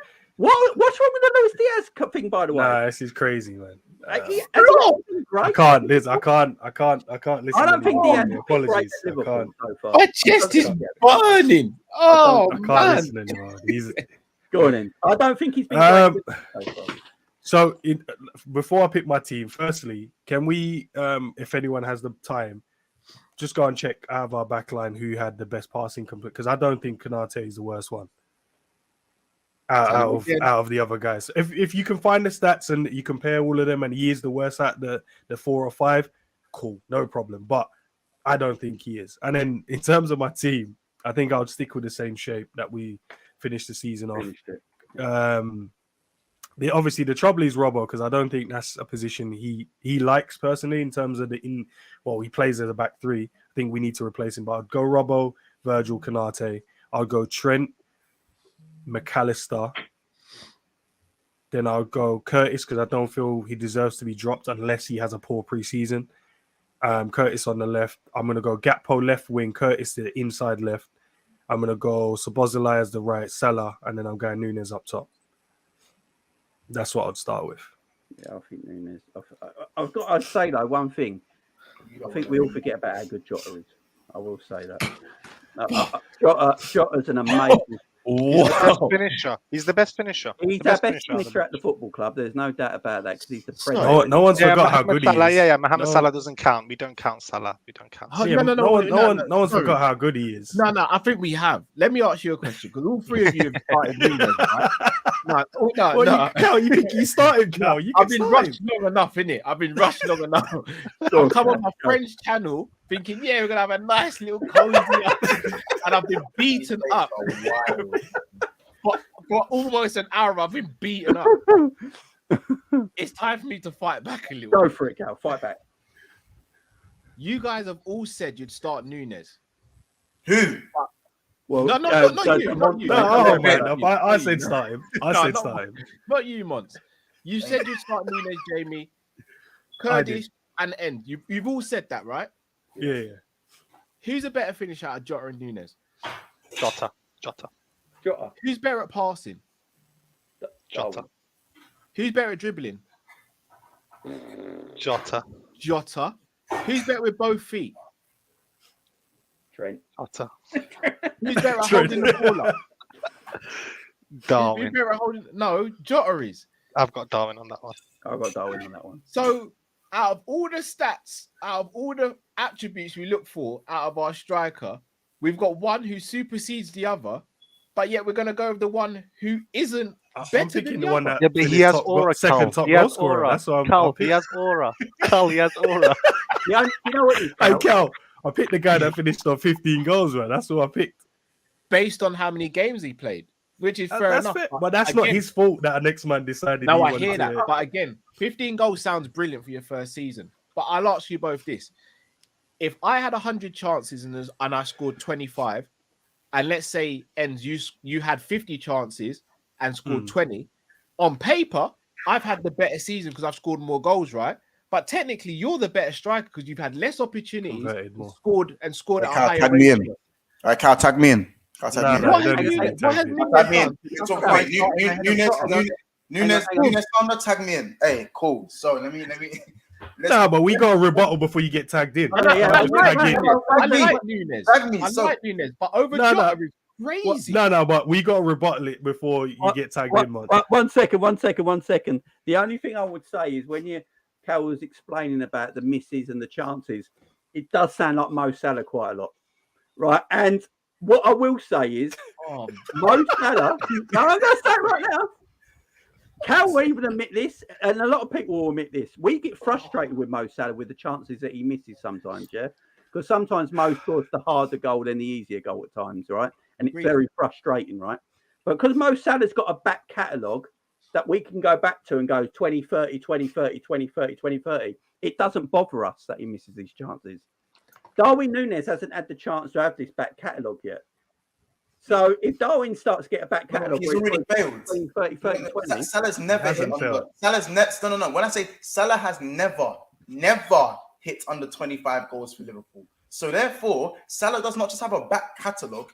He is inevitable. So amongst his misses, he's inevitable. Nunez has had his first season, and Nunez will never hit the numbers that Salah hits consistently. And he plays in a more central position. But let me rebuttal though, because Mods. I hopefully heard you say you just said he failed, right? Nunez failed. But I heard you tell man 15, 20 goals in the first season is good. So he's got 15, you know what I mean? No. He hasn't failed.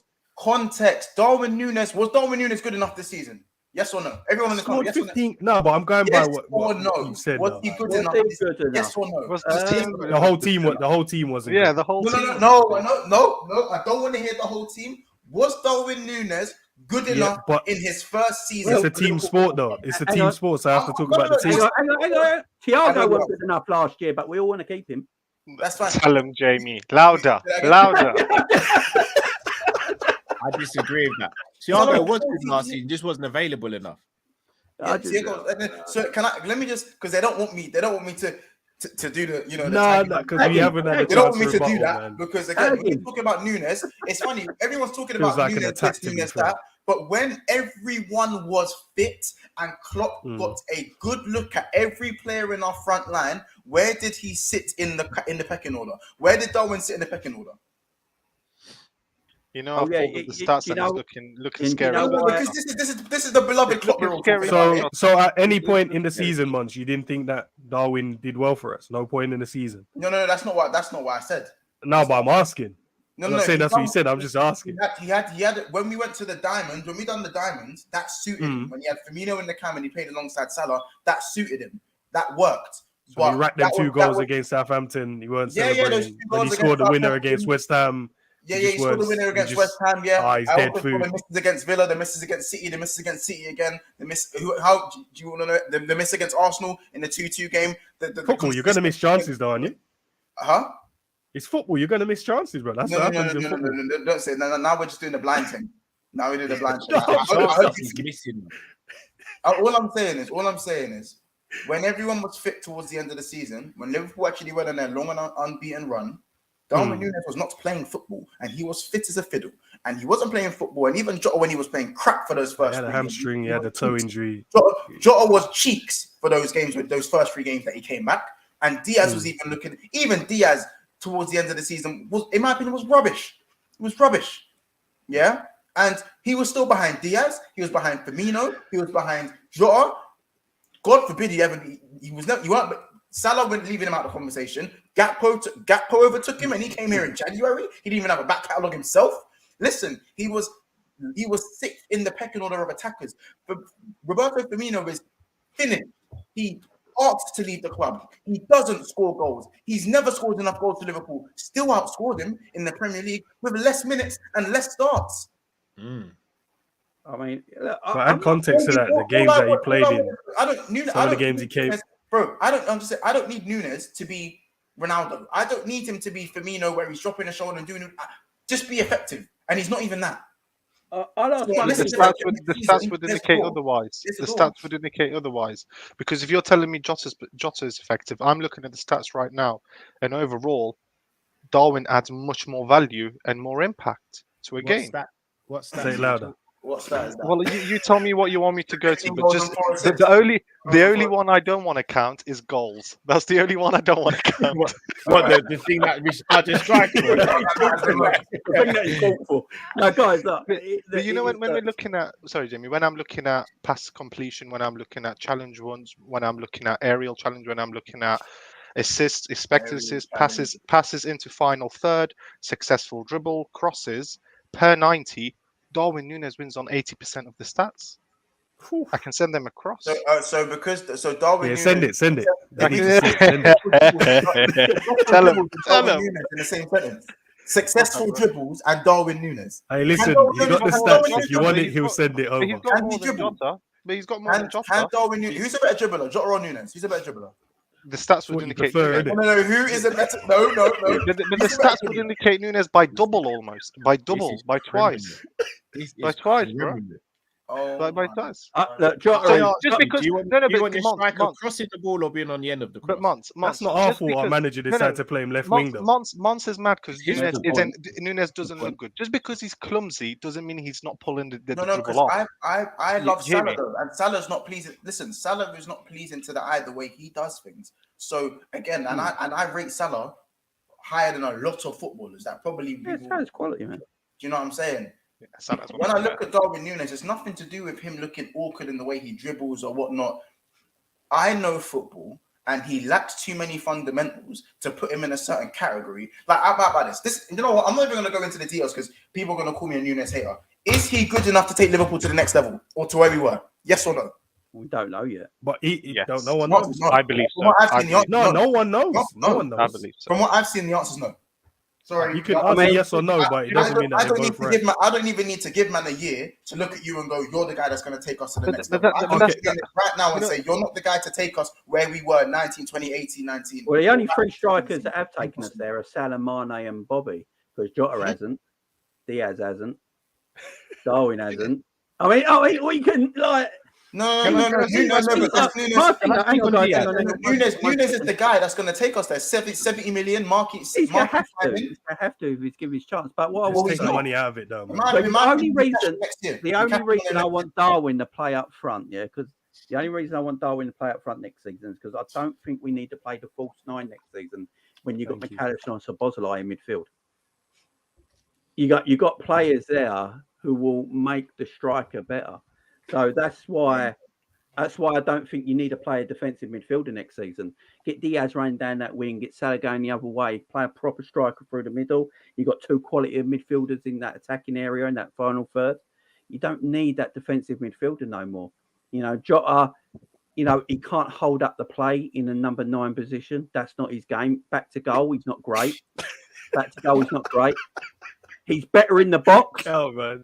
I always think Jota is actually best when he comes from left to centre than he is from centre. I do hear that. I do hear it when he does. I think he's better looking at the defence as he's running in than he is with his back to goal. The Gakpo, very good with his back to goal. That's why he played there. Darwin can't play back to goal. That is my only issue. Gakpo's a better goal scorer than Nunez. Gakpo could be the one, but I just don't know if we should play a defensive like at that false 9 next season. Yeah, but the only thing with Gakpo is sometimes he goes missing. Like as I said, the only thing I give when anyone goes, guys, what's Darwin Nunez good at? You guys start naming me all these things that isn't to do with football. That's not true. All right, Months.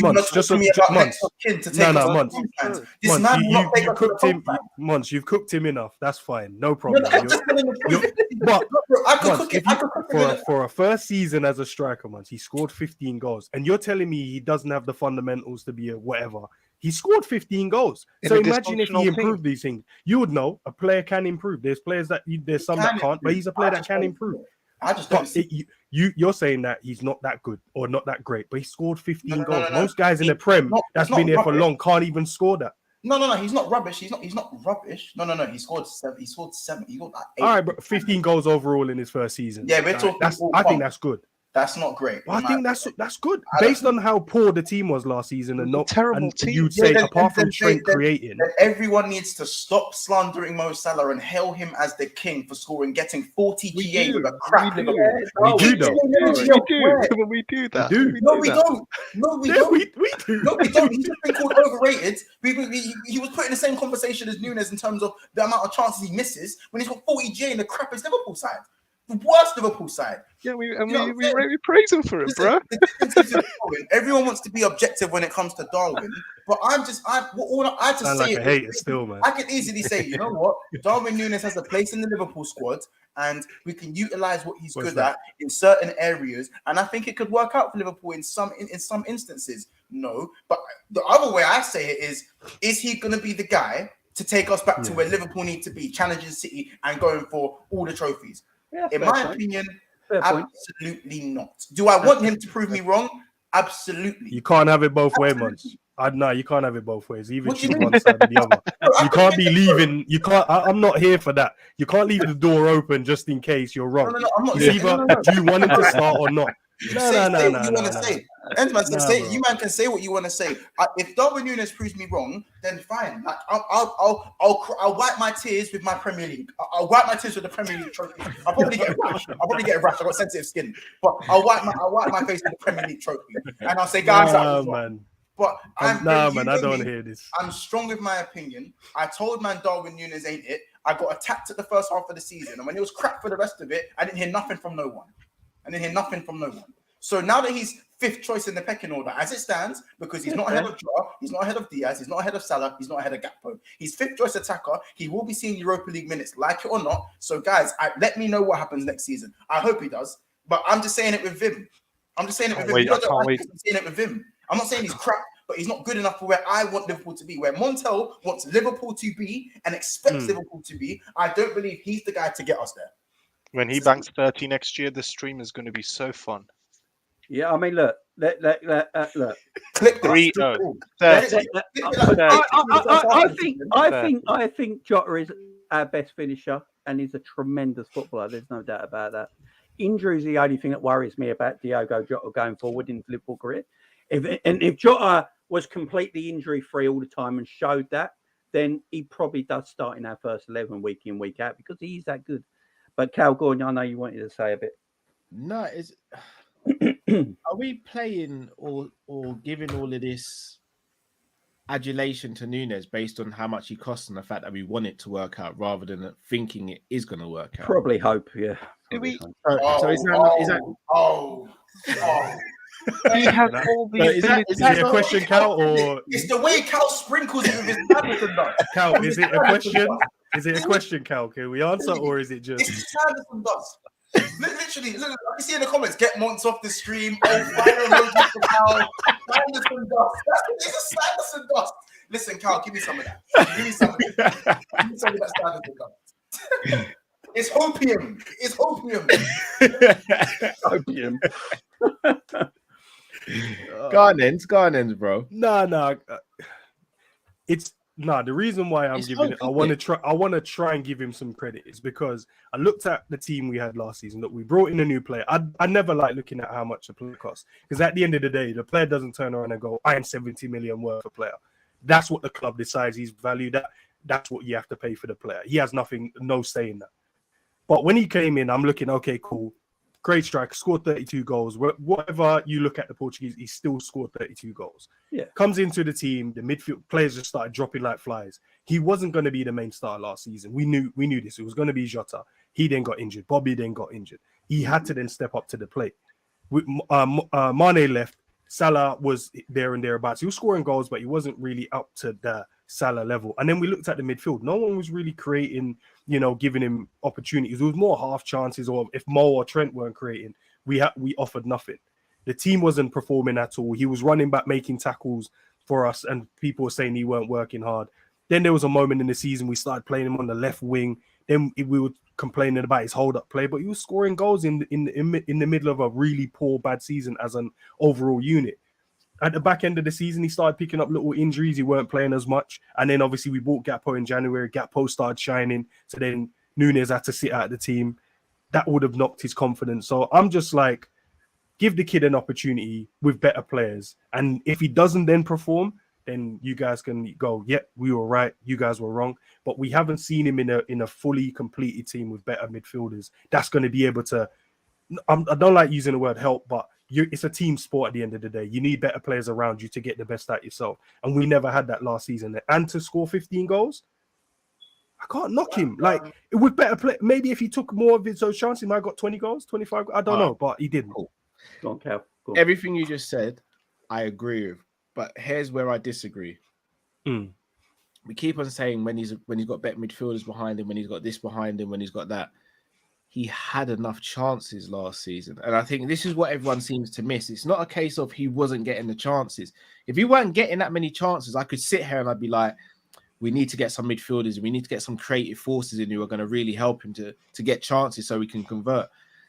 He had an abundance of chances. And again, we can sit there and say, yeah, so did Salah. But Salah got way more. And you'd argue Darwin Nunez' chances were easier. I could reel off about 10 bad Darwin Nunez misses. Like, I shouldn't be able to do that about one game by a striker we all deem who's going to be the next best thing.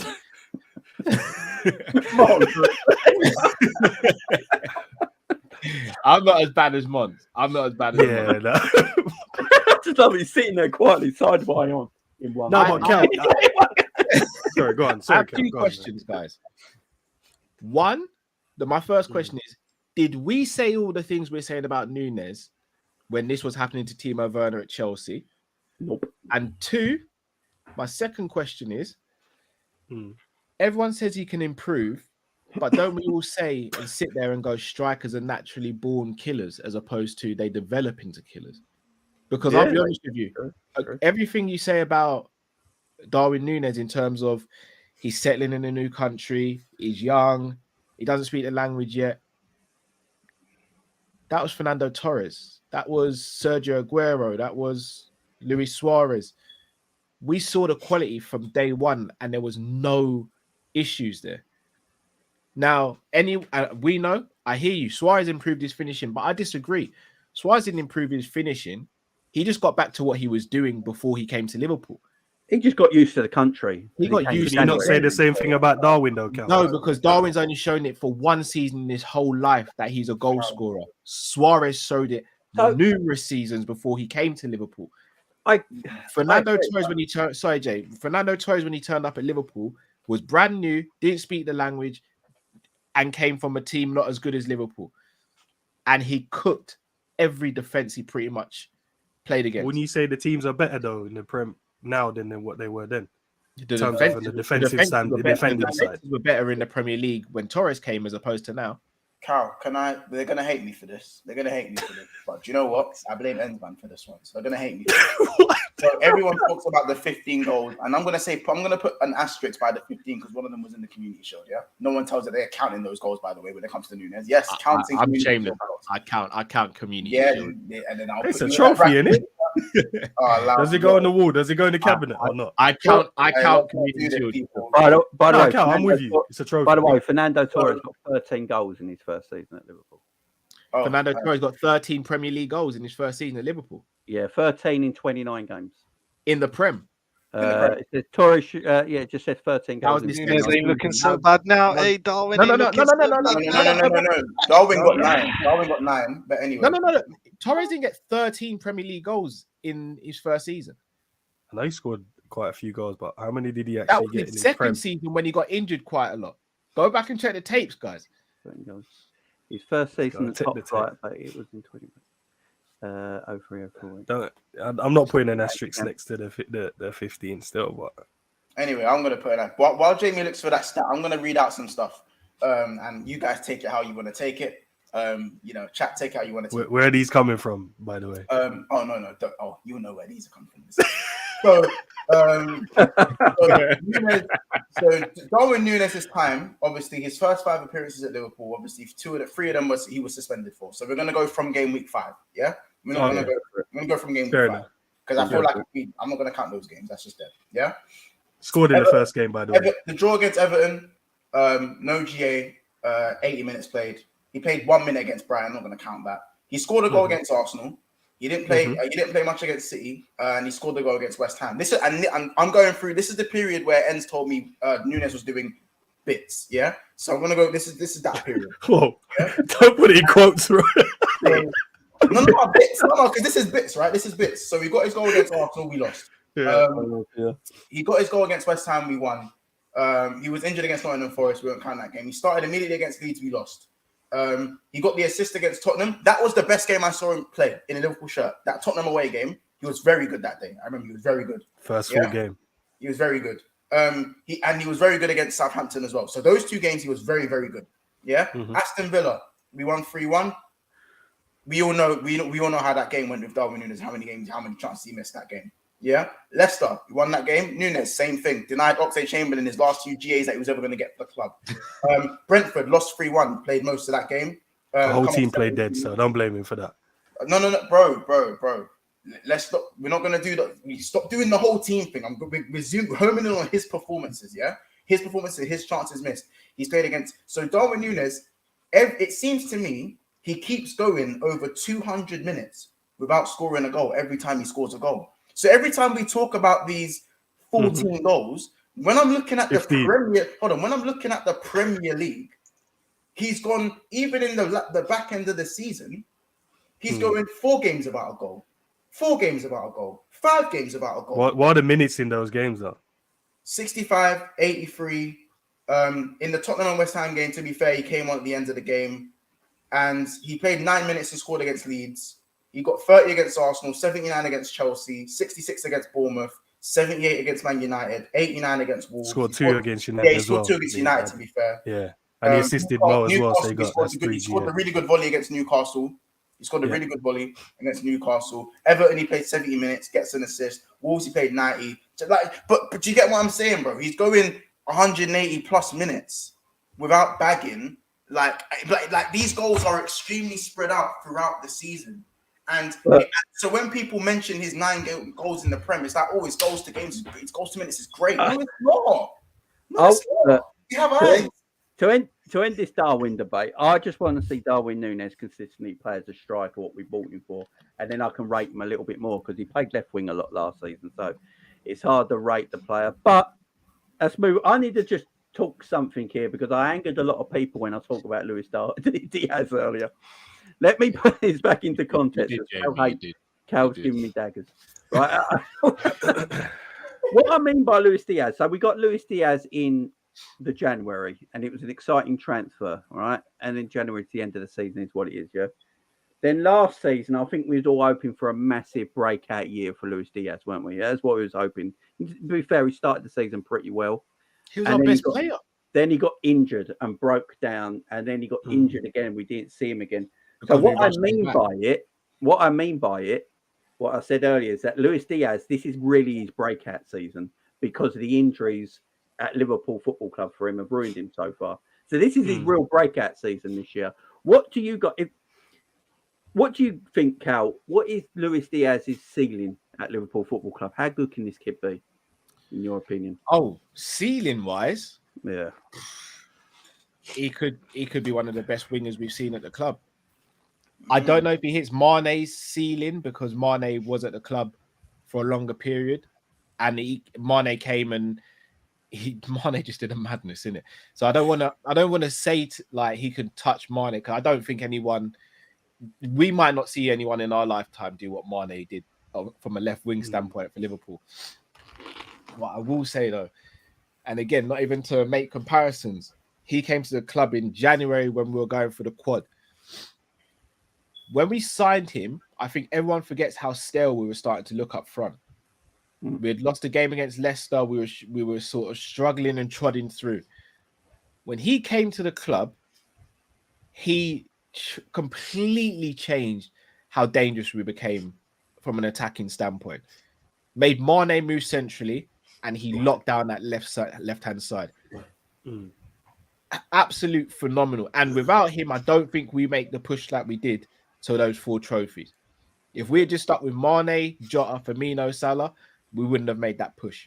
Yeah, it was a great buy when we got him in January. Fantastic. Yeah. He started the season, and we started the season poorly as a club. And this isn't even to get at you. So when people use the excuse of, but the team played poor, Luiz Diaz was a standout player. And I'll go through the games. Yeah, the Bournemouth game. Everyone played well in the Bournemouth game. He was still our best player in that Bournemouth game. The Arsenal game, before he got injured, was our best player. The Napoli game where we got smashed in Italy, he was our best player, scored a worldie. The Crystal Palace game when Nunez got sent off, went down to 10 men. He dragged us through that game and scored a worldie.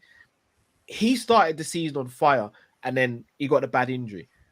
Him coming back, I didn't even really want to see him play for the rest of the season. I expected him to have a drop-off. Even the game against Spurs when he played, he scored in that game and had a very good game up until coming off. For me, you're right, Jamie. He has to have a good season this season. But right now, there is not a player in the squad who's better than him on that left wing. Not one player. He, in my opinion, along with Salah, are the 2 players in the team that can make something crazy happen out of nothing. Mm-hmm. He like on his day, he destroys fullbacks. He can drift across the pitch, and he works hard and defends. Technical ability for days. The guy is phenomenal. If we had Luiz Diaz last season, we finish in the top 4. We have a rubbish season, but we easily finish top 4. So he beats the whole team with crap allegations. No comment, Mons. To start. What does What No, do you no, think I don't work think on? so. Can we rebuttal that still? Because What do you think Luiz Diaz needs to work on his game? Because what do you think he is? I think the problem we got when we look at what Luiz Diaz is, a lot of fans have got a problem with is that obviously he came in and replaced Mane. I mean, that's just what happened. He came in, Mane went through the middle, and he replaced Mane. And Mane was more inside forward, scores goals. I don't think Diaz is that kind of player. I think Diaz is he's more of a natural wide player, more of a creative winger. Are we looking for Diaz to bag goals? Or are we looking for Diaz to be creative, never letting the defence rest? Are we looking for that kind of player, Monts? I've got to come in with I'm not gonna lie. I think when it comes to Diaz, I feel like my only issue with him is I don't think his GA is good enough. I think he's everything that Salah haters love without it. Everything that Salah isn't, they say Diaz has it. Yeah. But you can drop your shoulder all you want. You can do 100 step overs. The only thing about Diaz, I think he wears himself out by the 70th minute because he is so busy. He works so hard, but sometimes it can come off of not being effective. Like when I look at him closely, he doesn't exactly strike the ball cleanly. He doesn't always strike the ball cleanly. I think his finishing, the chances he misses is very frustrating. But because he does so much, it's almost a replica of kind of a watered down replica of what Mane does off the ball. It's how robust he is, how he's eager to get there first. He's able to beat a player just off instinct alone. He doesn't even have to think when he beats a player. You saw when he flipped that ball over Obese James, first touch against Chelsea. You don't know what flip I'm talking about. He flipped over Greece James like he weren't even there. In terms of beating a man, he's probably the best attacker we have in terms of naturally beating a man. Easily. I want to without a shout. I want to see more goals from him. I think creatively, I just think that final third is a bit wasteful, and he sometimes gets ahead of himself a little bit too much. I think that can come with time, but I do feel like he doesn't feel as electric. He doesn't feel as electric after the injury, but I hope in preseason he can get that back. Like what Cal said, I didn't really want him to come back at the end of the season. Part of me did because we were pushing. We actually looked like we could have got top 4 at one point, but in terms of saving him, I don't know, man. I feel like this season he does need to prove himself, but not because of his ability. I think he also needs to work on the English because his relationship with Robbo isn't very good. He's actually got a better relationship with Tsimikas when they play. There's more of a natural, like Robbo, they end up sometimes clashing, making the same runs. And it's not that both of them are bad footballers. They just have, all right, Jay. Not that both of them are bad footballers, but I just feel like the communication between him and Robbo, the Robbo Mane thing was literally telepathic. It was telepathic. He knew when to overlap, underlap. If Robbo can overlap Diaz properly, Diaz doesn't even need anyone to overlap him because he's that good at being a player. But I do think he needs to be better in front of goal, a lot better in front of goal. Go on, Cal. Go for it. All right. 2 things. When we speak about what do we expect out of Diaz next season, and this is going to sound like a bit of a cop-out, I'm not necessarily looking at the GA, and I'll explain why. Go for it. When we had our best front three that we've seen, which was Mane, Firmino, and Salah, 2 were goal scorers, and 1 was a facilitator. No one really cared what Bobby's GA was because we knew what he did for the rest of the team. I think it's now switched to Salah's the goal scorer, and whoever plays in the number 9 will be the goal scorer, and Diaz becomes a facilitator. Yeah, say that. So I think out of the 3, we've switched from the central person being a facilitator to now the left winger being a facilitator. Now, Mons, where I disagree with you, I don't think his relationship with Robbo is bad because of a language thing. I think his relationship with Robbo is bad because Robbo hasn't adapted his game from Mane's game. Mane was strictly an inside forward who would sometimes hug the touchline. Diaz is an erratic, and when I say erratic, I mean that as a compliment. He's an erratic winger where you don't know what his game's going to be. You could predict what Mane was going to do, you just couldn't stop it. With Diaz, you can't predict where he's going to be and what he's going to do. Therefore, Robbo I don't think that's Robbo's fault, though. I think if Robbo's a proven winner, then Diaz needs to adapt to what Robbo does. No, if Robbo's a proven winner, he should be able to adapt as a left back to whether you overlap or underlap or you hold back. I think it's the other way around. I think it's even. In fact, I'll go one step further. I think it's a Klopp problem that they don't understand what each of them need to do, because there needs to be a middle ground where the manager needs to go, all right, Diaz, either you can't just tell Diaz do what you want to do and leave Robbo to be like, okay, what's he going to do? What am I going to do? If I don't know, do you know what I'm saying? He needs to tell Diaz what to do so Robbo knows what to do. There needs to be some sort of common ground there. But surely the intelligence of footballers should state that if Diaz is going on a run, then you kind of hang back, because if he loses the ball, then you don't want to get counter-attacked. If Diaz is coming to a position that's infield, then surely as the left back, you spot that and you go, all right, I'm going to maybe hold touchline a little bit and maybe look for the late run. I think Robbo's more than capable of doing that. I just don't think he did it last season. I don't know if Robbo's capable of doing it as much now. He is. So he is. Again, Diaz is unpredictable. So how is Robbo going to predict what he has? That's something that needs to be done on the training ground. Yes, that is very true. I think Diaz is the reason we look at that relationship is so disconnected, is because Diaz is coming straight away and he started straight away. He moved Marley off that left wing straight away. So it's kind of like, I generally believe he was told, yo, go do your thing, and then Robbo's just gonna have to follow. Yeah, that's true. What I will say though, and this is another player who's gone under the radar, is Robbo. The reason I don't sit here and go Robbo's finished or anything like that is because Robbo was still getting into the positions and his legs didn't look gone. It was just the end product that was a problem with Robbo last season. But that's an issue, ain't it? No, it's an issue, but I'd rather have my left back not have an end product than just be getting ripped by wingers for fun and not even defensively. Yeah, defensively, Robbo's fine. That's never really been a problem with his game, is it? But for me, Tsimikas should be against teams who are playing a low block or where we're going to have most of the possession. I think Tsimikas should be playing against teams where you're looking and going, if they counter attack us, or if it's a Man City or someone like that, or an Arsenal with Saka, those are games I'd play Robbo in. I think Klopp has to split their minutes according to the opposition. Oh, he has to rotate. Can't just be one size fits all. Definitely. Go on in for you one, say, my man. No, I think the guys covered it well, man, to be fair. Yeah, and I don't think, don't know if I want to disagree or agree, but yeah, I think you're right. I think both of you are right as well, Munson and Cal. I just think they haven't got that communication between the two yet in terms of Robbo and Diaz. I don't think they understand each other yet, because as you said, he's erratic, Cal. In terms of Diaz, I don't think Robbo understands, like, oh, what do you want me to do?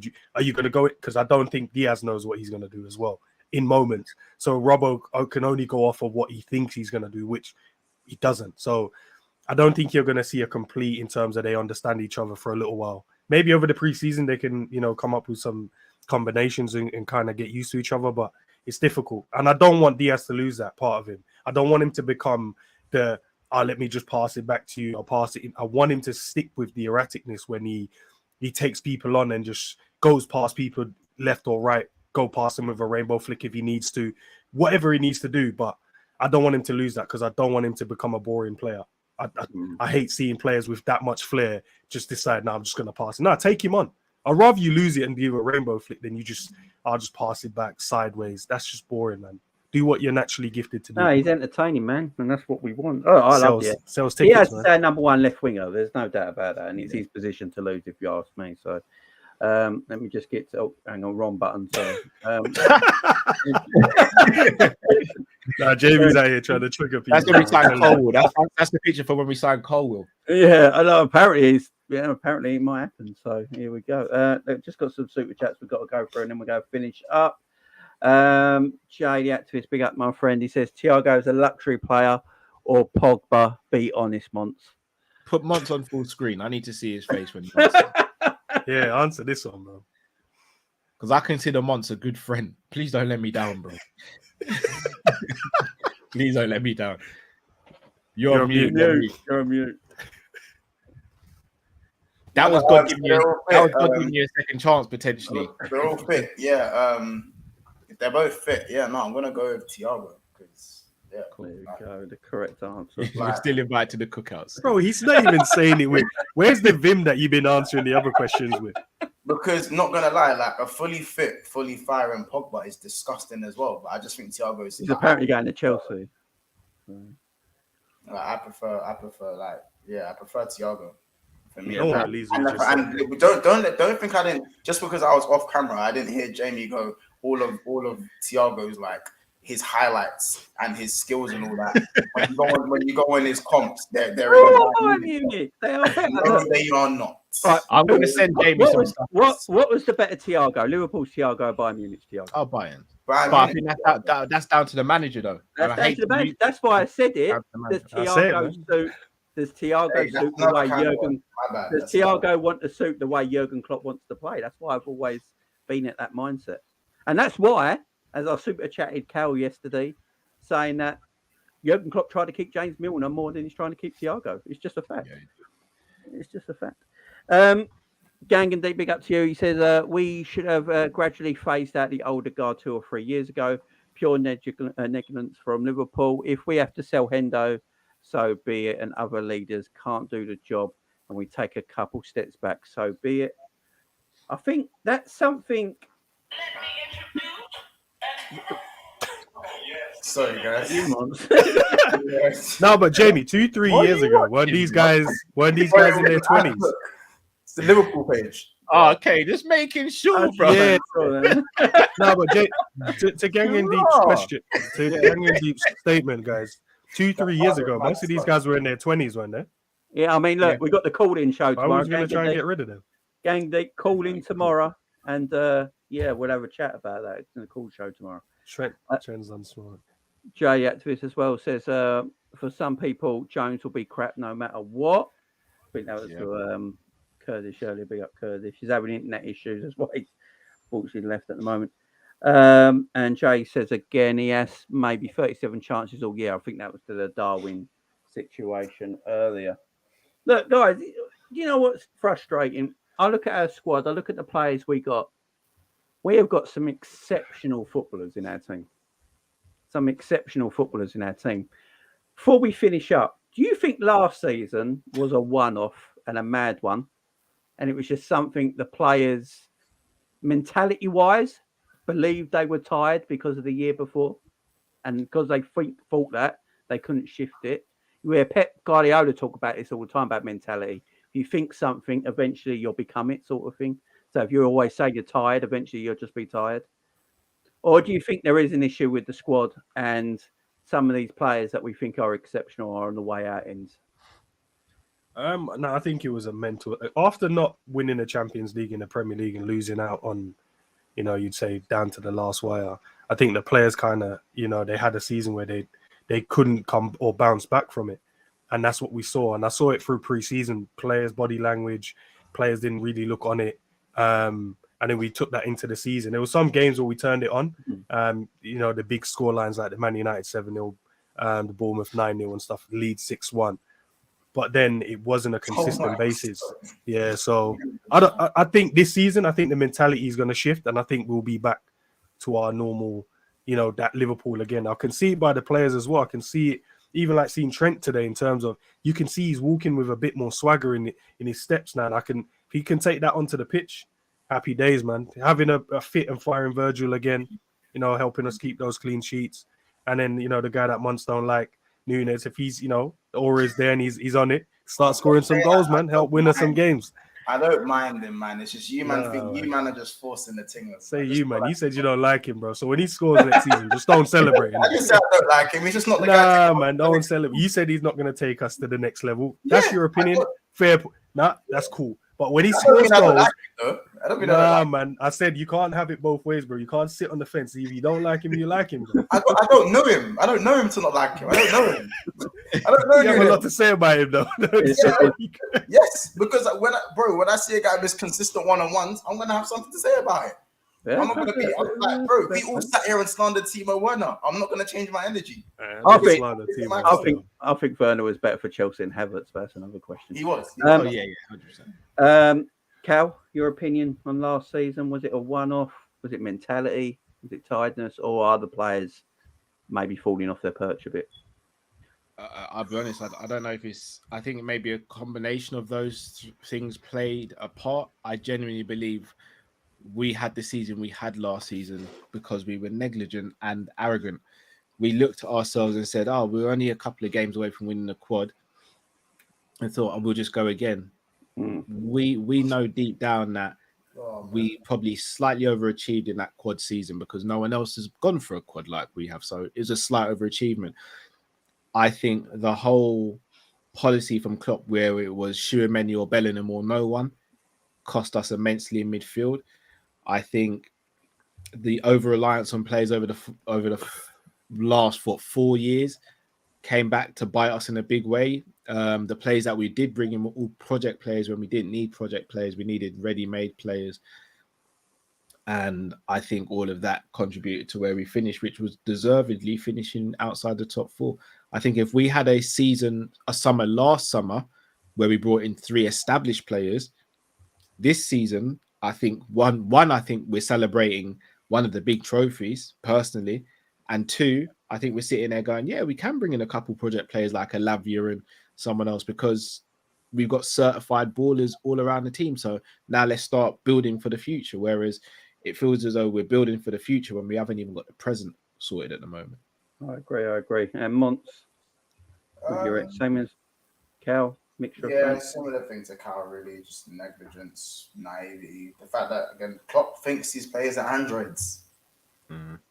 He thinks these men are androids as much as he treats them like androids. And that's why Fabinho is burnt out at 29. And that's why we think he's 39. You know what I'm saying? Henderson, I think, could have had a couple of years left at a decent level if he didn't run these men into the ground. I know certain managers don't like rotation, but it has its ups and its downs. You have your consistent winning period, and then that next section becomes a lot more difficult. So, yeah, man, but I still think we can get out of the position we're in.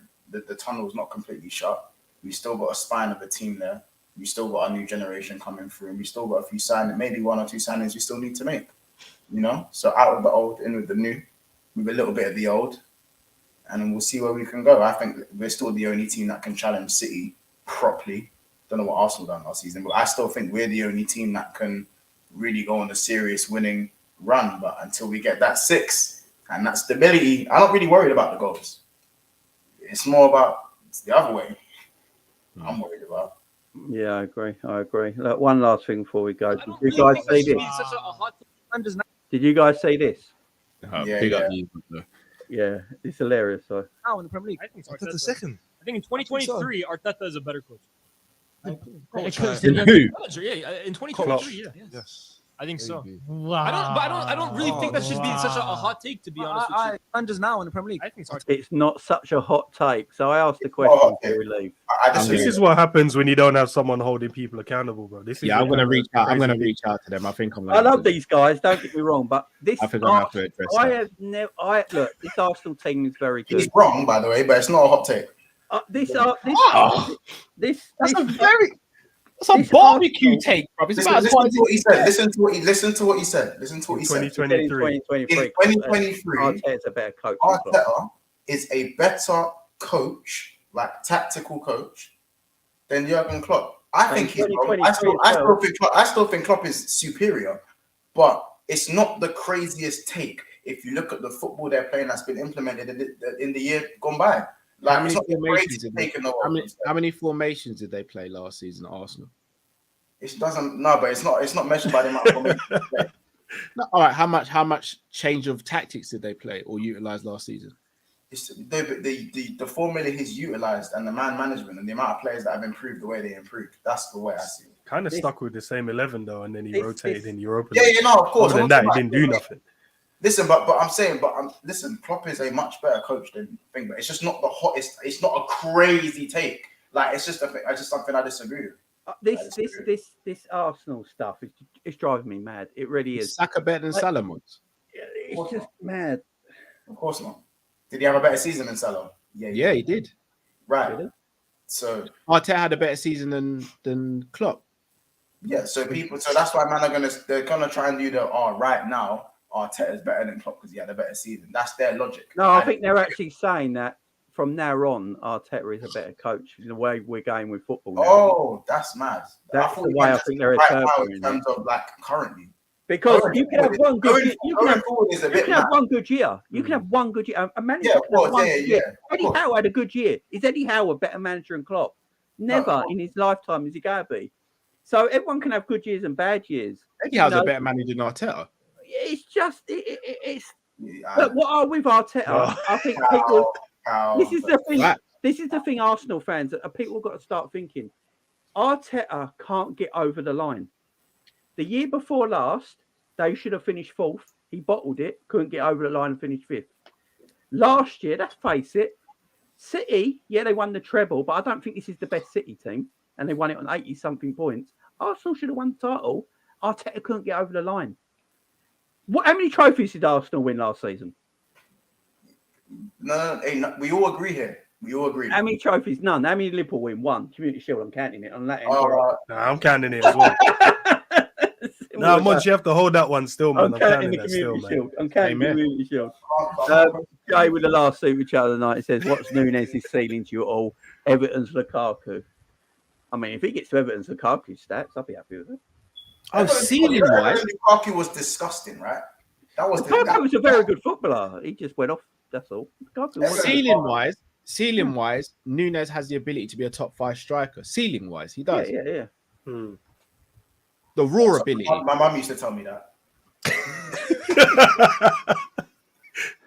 Hey, but she did it because she loves you. Now I'm doing content. No, but ceiling wise, on raw ability and potential, Darwin Nunez has the potential to be a top 5 striker. No, he does. But whether he puts Months, I don't. It's carry on, Cal. I don't hear it from Months, bro. I don't cooking him all show. Here's the thing. Because he deserves to be cooked. I'm not in Monts's camp. I changed that. I'm more leaning towards Monts's side of thinking than yours ends, but I'm still on the fence with Nunez. If you were to ask me right now, Cal, put your mortgage on it, will he bang next season or not? Yeah, I'd probably say no. But the reason I'd say no is not because he's rubbish. It's because of the context around it. I don't think he'll be a starter for Liverpool on a regular basis in the Premier League. I think that'll be Gakpo or Jota. He'll play Europa, but I don't think he'll play late on into the Europa. I think that again will transition to Jota or Gakpo. Plus, will he also have to play on the left wing sometimes potentially? Yes, in my opinion, because I think Klopp sees that as a potential playing spot for him. So I think when you add the stuff around it, I think it's going to be I don't think it's going to be an easy season where we sit there and go, because he missed the bare chances last season, he'll get those chances again.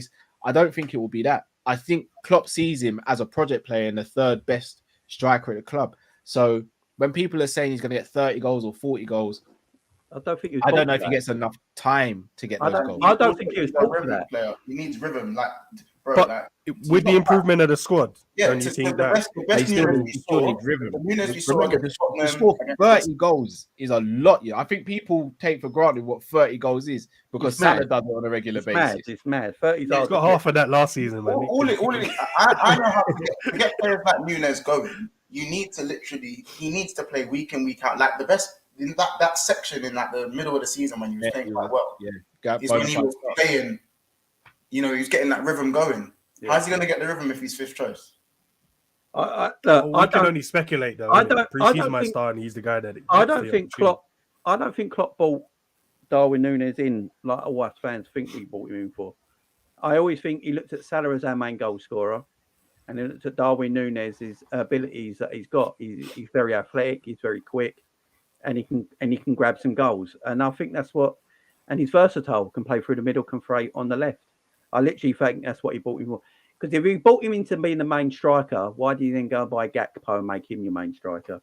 It makes no sense. And that's why I think if Darwin don't do it next season, that'll probably be his last Liverpool season. He'll have to go. I don't think it will. I think it should be, Jay, but I don't think it will. We hang on to players way longer than we should. It won't be.